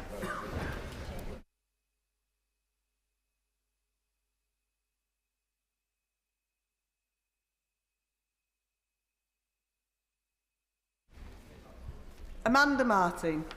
Thank you, Madam Deputy Speaker. I beg to move that leave be given to bring in a bill to make provision about sentencing for the theft in relation to the theft of tools of trade and for connected purposes. Over recent years, there has been a sharp increase in the theft of tradespeople's tools, and usually from vehicles. 1 in 10 tradespeople can expect to have their tools stolen this year, and the same proportion have already experienced 3 or more such thefts in their career. The impact on an individual or small business on the theft of critical tools goes well beyond the value of the tools themselves. In addition to the average value of a stolen tools, around £2,730, repairing damaged vehicles costing around £1,300, and the immediate loss of work and business interruptions amounting to almost £2,000. It is harder to put a value on the longer-term damage suffered as small businesses find themselves unable to honour commitments or to complete contracts on time. But 40% of these victims report a negative reputational effect, and 1 in 10 describe it as a significant reputational blow to their business and future business. More than 4 out of 5 victims of tool theft report an impact on their mental health and emotional well-being, and more than 1 describe this as major. The construction industry has one of the highest suicide rates in the UK compared to other occupations and professions. There is a non-for-profit working in my constituency called Van Watch, who have provided much of the research and inspiration for this bill. They have been campaigning tirelessly to protect tradies from tool thefts from their vans. Van Watch have carried out research that suggests there is little confidence amongst the trade community that either the police or the courts are on their side, with over 85% dissatisfied or very dissatisfied with the sentencing policy. In another study they carried out, 451 cases of tool theft, less than 10 came to court, and less than 2 resulted in a custodial sentence. Madam Deputy Speaker, I have heard some really difficult examples from my constituents of the impact of these crimes, and I would like to share a couple with you and the House. Callum had just got married and bought his own house. On the morning in 2018, he woke up to find his front driver door and rear door broken on his van. Overnight, someone had taken over £10,000 worth of power tools that he used to run his business. The thieves escaped prison despite having previous offences for similar theft, and he made a loss of £10,000 in tools, plus not to mention the loss in earnings of several days, as he scrambled to get a working vehicle and basic tools just to get back to work. His mental health took a toll, and he struggled desperately with anger at the apparent lack of justice. 6 years later, he tells me he finally managed to replace all of the tools. He has also had to size up a garage, pay extra to fit his transit van in, as he doesn't believe his van is safe on the road at night. Pete told me how he woke up to a drilling sound in the middle of the night outside of his house. He looked out and it was his van that was being drilled and his tools that were being stolen. He confronted the thieves, who did not seem fazed at all at being caught. And he feels the thieves committing this type of crime have no fear of repercussions. He called the police, and although the thieves did end up getting caught, they didn't go to prison, and none of his tools were recovered. Madam Deputy Speaker, it's simply not practical to empty work vans every single night, and it should be reasonable to expect the locked and alarmed vans keeping our tools in and people's livelihoods should be safe outside of their houses and on the streets. Current sentencing guidelines notes that when sentencing for an offence, the sentencing guidelines look at two areas: culpability rate and a harm rate. Culpability is defined as a letter, A, B, or C. Harm is measured on a numerical scale from 1 to 4. Anyone taking leadership role in crime, coercing others, or targeting vulnerable people is likely to get a culpability rating of A. People who are themselves coerced into crime, a culpability rating of C. And then everyone else in the middle gets a B. Harm caused by crime is measured on a 4-point scale. Harm category 1 is reserved for the high value of stolen goods, over £100,000. And category 2 covers thefts between £10,000 and £100,000. And category 3, thefts between £50,000 and £10,000. When considering the sentencing, the magistrate refers to a chart in the guidelines to find the appropriate sentencing. So, for example, if the culpability rating is B, and the value of the stolen goods is £5,000, that would be a category 3. Then the potential range of sentencing runs a low-level community service order for 36 weeks custody. In addition, the guidance gives a starting point, and in this case, the starting point is to be a higher-level community service order. The maximum sentence for theft is 7 years in prison. However, the sentencing guidelines tend to direct courts towards a much lesser sentence, usually because the harm caused as a category 3 and the culpability is B, medium. Therefore, the outcome is more likely to have a non-custodial sentence. So, Madam Deputy Speaker, how do we reform this and make sure that those trade people have justice? If the courts had a better understanding of the impact of tool theft on individuals and small businesses, then the system would deal with this crime in a much more just way. In this bill, I propose the following reforms. Firstly, there is a provision in the guidelines for the harm category to be uprated to the next higher category if there is evidence of significant additional harm to the victim or other. The sentencing guidelines document give examples of what might constitute significant additional harm. Theft of tool trade should be added to the list of those examples to prompt magistrates to consider applying the higher harm category of 2 instead of the usual category of 3. Secondly, there is a lack of clarity in calculating the monetary values for the category boundaries. In one section, the guidance refers to financial loss when settling the boundaries. In another, it refers to value of stolen goods. In the case of tool theft from vehicles, there is often a big difference between the value of the stolen tools and the total financial loss, including repairs to the van, cost of loss of work, and business interruptions. These two latter issues are on average more than the financial loss or replacement of the tools. The wording should be standardised as financial losses, which means there will be more tool thefts will fall into category 2.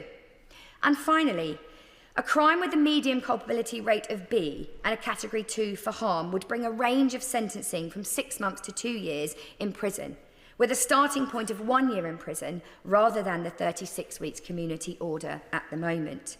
These reforms would make it more likely that tool theft will lead to a custodial sentence, strengthening the deterrent and leading to a potential reduction in this crime.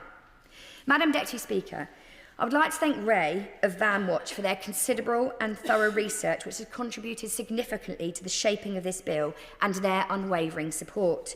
I would also like to thank Jambu, the CEO of Checker Trade, a home and improvement platform based in Portsmouth North, who are backing the bill on behalf of their 100,000 tradespeople and 500,000 small businesses on their platform. Madam Deputy Speaker, to conclude, I would like to welcome members of this House to share this campaign with trade groups and small businesses across the country, so that they too can join to back us and to back this bill. Because, Madam Deputy Speaker, tradies are the backbone of our country and our small business economy. They deserve to operate their businesses free from the constant threat of crime. Reforming these sentencing guidelines and tackling theft of tools of the trade is not just a matter of justice. It is about recognising the essential role that tradespeople play every day in our economy. By increasing the penalties for tool theft, we can send a clear message that these crimes will no longer be tolerated. We must afford tradespeople greater protection of the justice system. I ask the House today to back my bill and stand up for these workers who, in the trade sector, we rely on and who work hard every day to build, repair and serve our communities. The question is that the honourable member have leave to bring in the bill. As many as are of that opinion say aye. Aye. Of the contrary, no. I think the ayes have it. The ayes have it. Who will prepare and bring in the bill? Madam Deputy Speaker, Stella Creasy, Margaret Mullane, Sharon Hodgson, Jodie Gosling, Alison Gardner, Lawrence Turner, Sean Davies, Gurinder Singh Josan, Darren Paffey, Chris Bloor, Mark Ferguson and myself, Madam Deputy Speaker.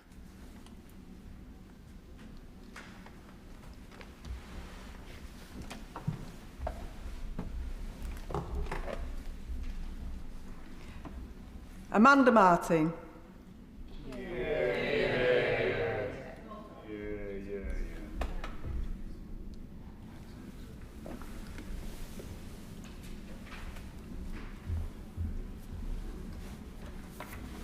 Thank you. Theft of Tools of Trade Sentencing Bill. Second reading what day? Friday the 25th of April. Friday the 25th of April.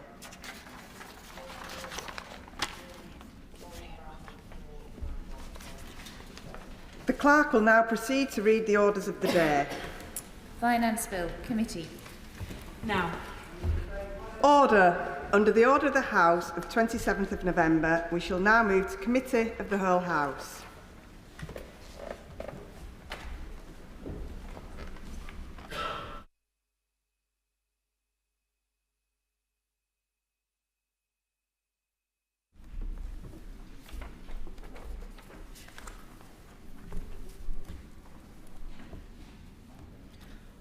Order. Finance Bill, Clause 7 and Schedule 1, Clauses 8 to 11 and Schedule 2, Clause 12, Clauses 15 to 18, Schedule 3, Clauses 47 to 53, and any new clauses or new schedules relating to the subject matter of those clauses and those schedules. I remind members that in committee, members should address the Chair as Deputy Speaker, should not address the Chair as Deputy Speaker.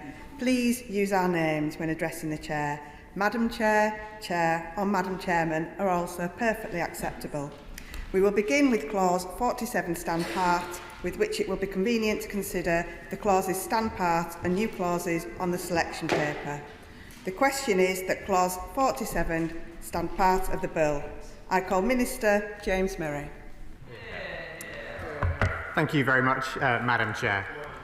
Madam Chair, this government believes that all children should have the opportunity to succeed.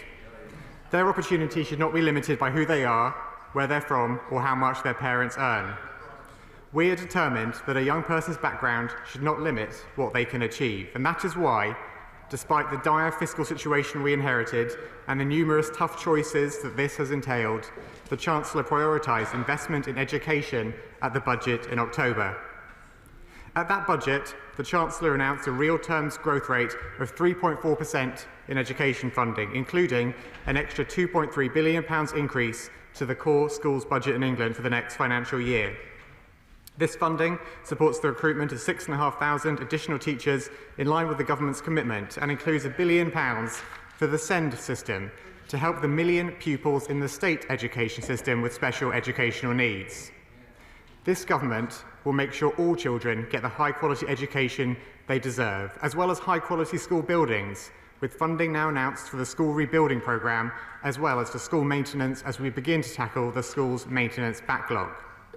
We believe these changes are crucial first steps to improve education for all children and to meet the aspirations of parents across the country. Now, Madam Chair, investment in education has to be paid for, and so I will now turn to the focus of this debate, which is our decision to end the VAT exemption for private school fees. In July, the Chancellor announced that the government will end tax breaks on VAT and business rates of private schools. These policies are expected to raise £1.5 billion in the first full year of their policies, rising to over £1.8 billion a year by 29-30. I'll give way. Grateful to the Minister.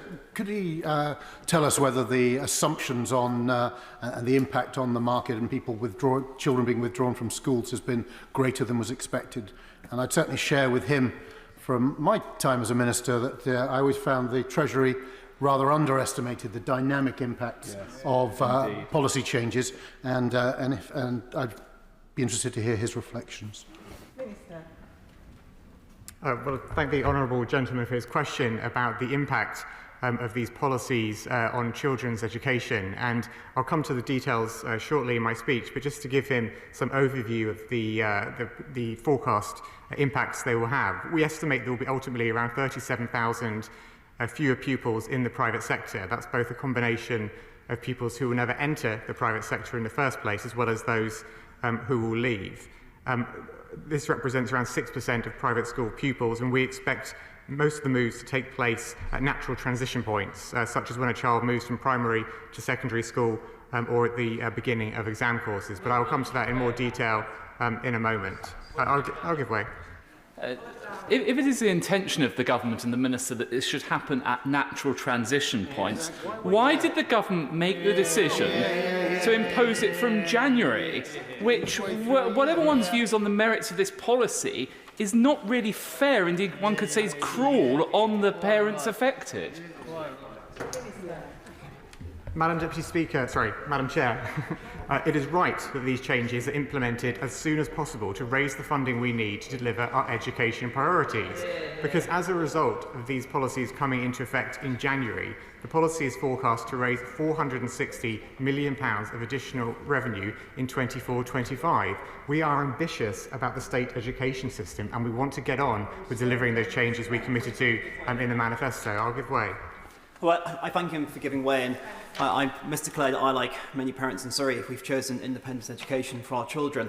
There's an FOI request that came out earlier this week regarding empty school places in Surrey that shows that in the 25-26 academic year, there are 0 spare places in Year 9, 0 in Year 10, and 0 in Year 11. He will know, of course, that many children of those ages in independent schools do things like international GCSEs and baccalaureate.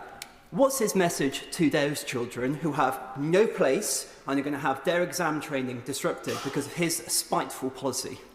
Minister. Madam Chair, we know that local authorities and schools already have processes in place to support pupils moving between schools at any point in the academic year. Indeed, analysis carried out by the Department for Education under the previous government suggests that each year there are almost 60,000 secondary school moves that do not take place at normal transition points or over the school holidays. And as I said, local authorities and schools already have processes in place to support pupils at any point in the academic year where it is necessary for them to move. But we fully expect the majority of these moves to take place at natural transition points or in the school holidays rather than within the school year. As I've been clear, Madam Chair, ending these tax breaks for private schools has been a difficult decision, but it is necessary to secure that additional funding that will help to support the commitments we've made to improve education for all. I'll give way one more time and make some progress. The Minister continually refers to tax breaks. They're not. Why can he not just be honest with the House and admit that this is the first time any government in a civilised democracy has imposed a tax on learning and education? Let me explain to the honourable gentleman how public finances work. If you're going to fund a tax relief or a tax break, that is equivalent to public spending because it's money that cannot be spent on something else. So when the party opposite has committed, through the new leadership that you have, to repealing this policy should you win the next general election, that implies that you are cutting state education. That implies that you are cutting the investment that we are prioritising in education for all. No, I will not give way because I'm making a very clear point here, which is that you have to make choices in politics about what you prioritise. And we have said that the VAT tax break for private school fees is not something that we want to prioritise. We want to spend that money instead on improving state education for all children. I'm very grateful to him for giving way a second time, and so grateful for the public finance lesson.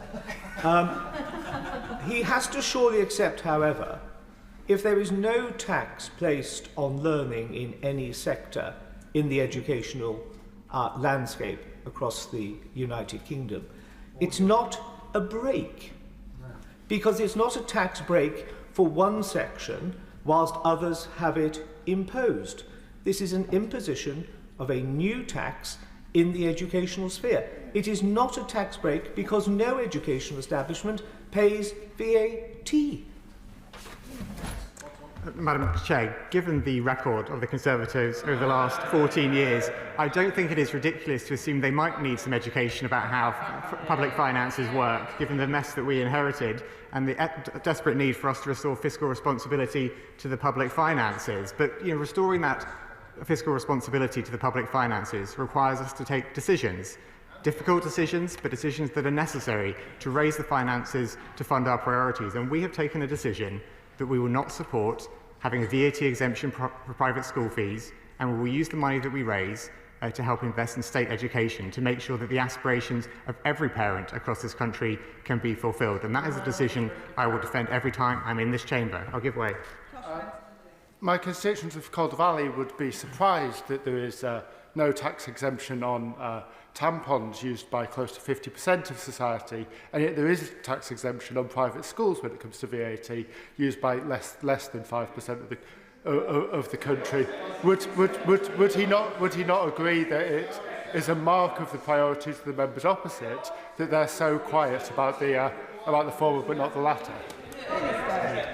Well, thank my honourable friend for his intervention, and he's right to point out that decisions about VAT and VAT reliefs are political choices, and indeed the party opposite is showing what side of the choice they are landing on when it comes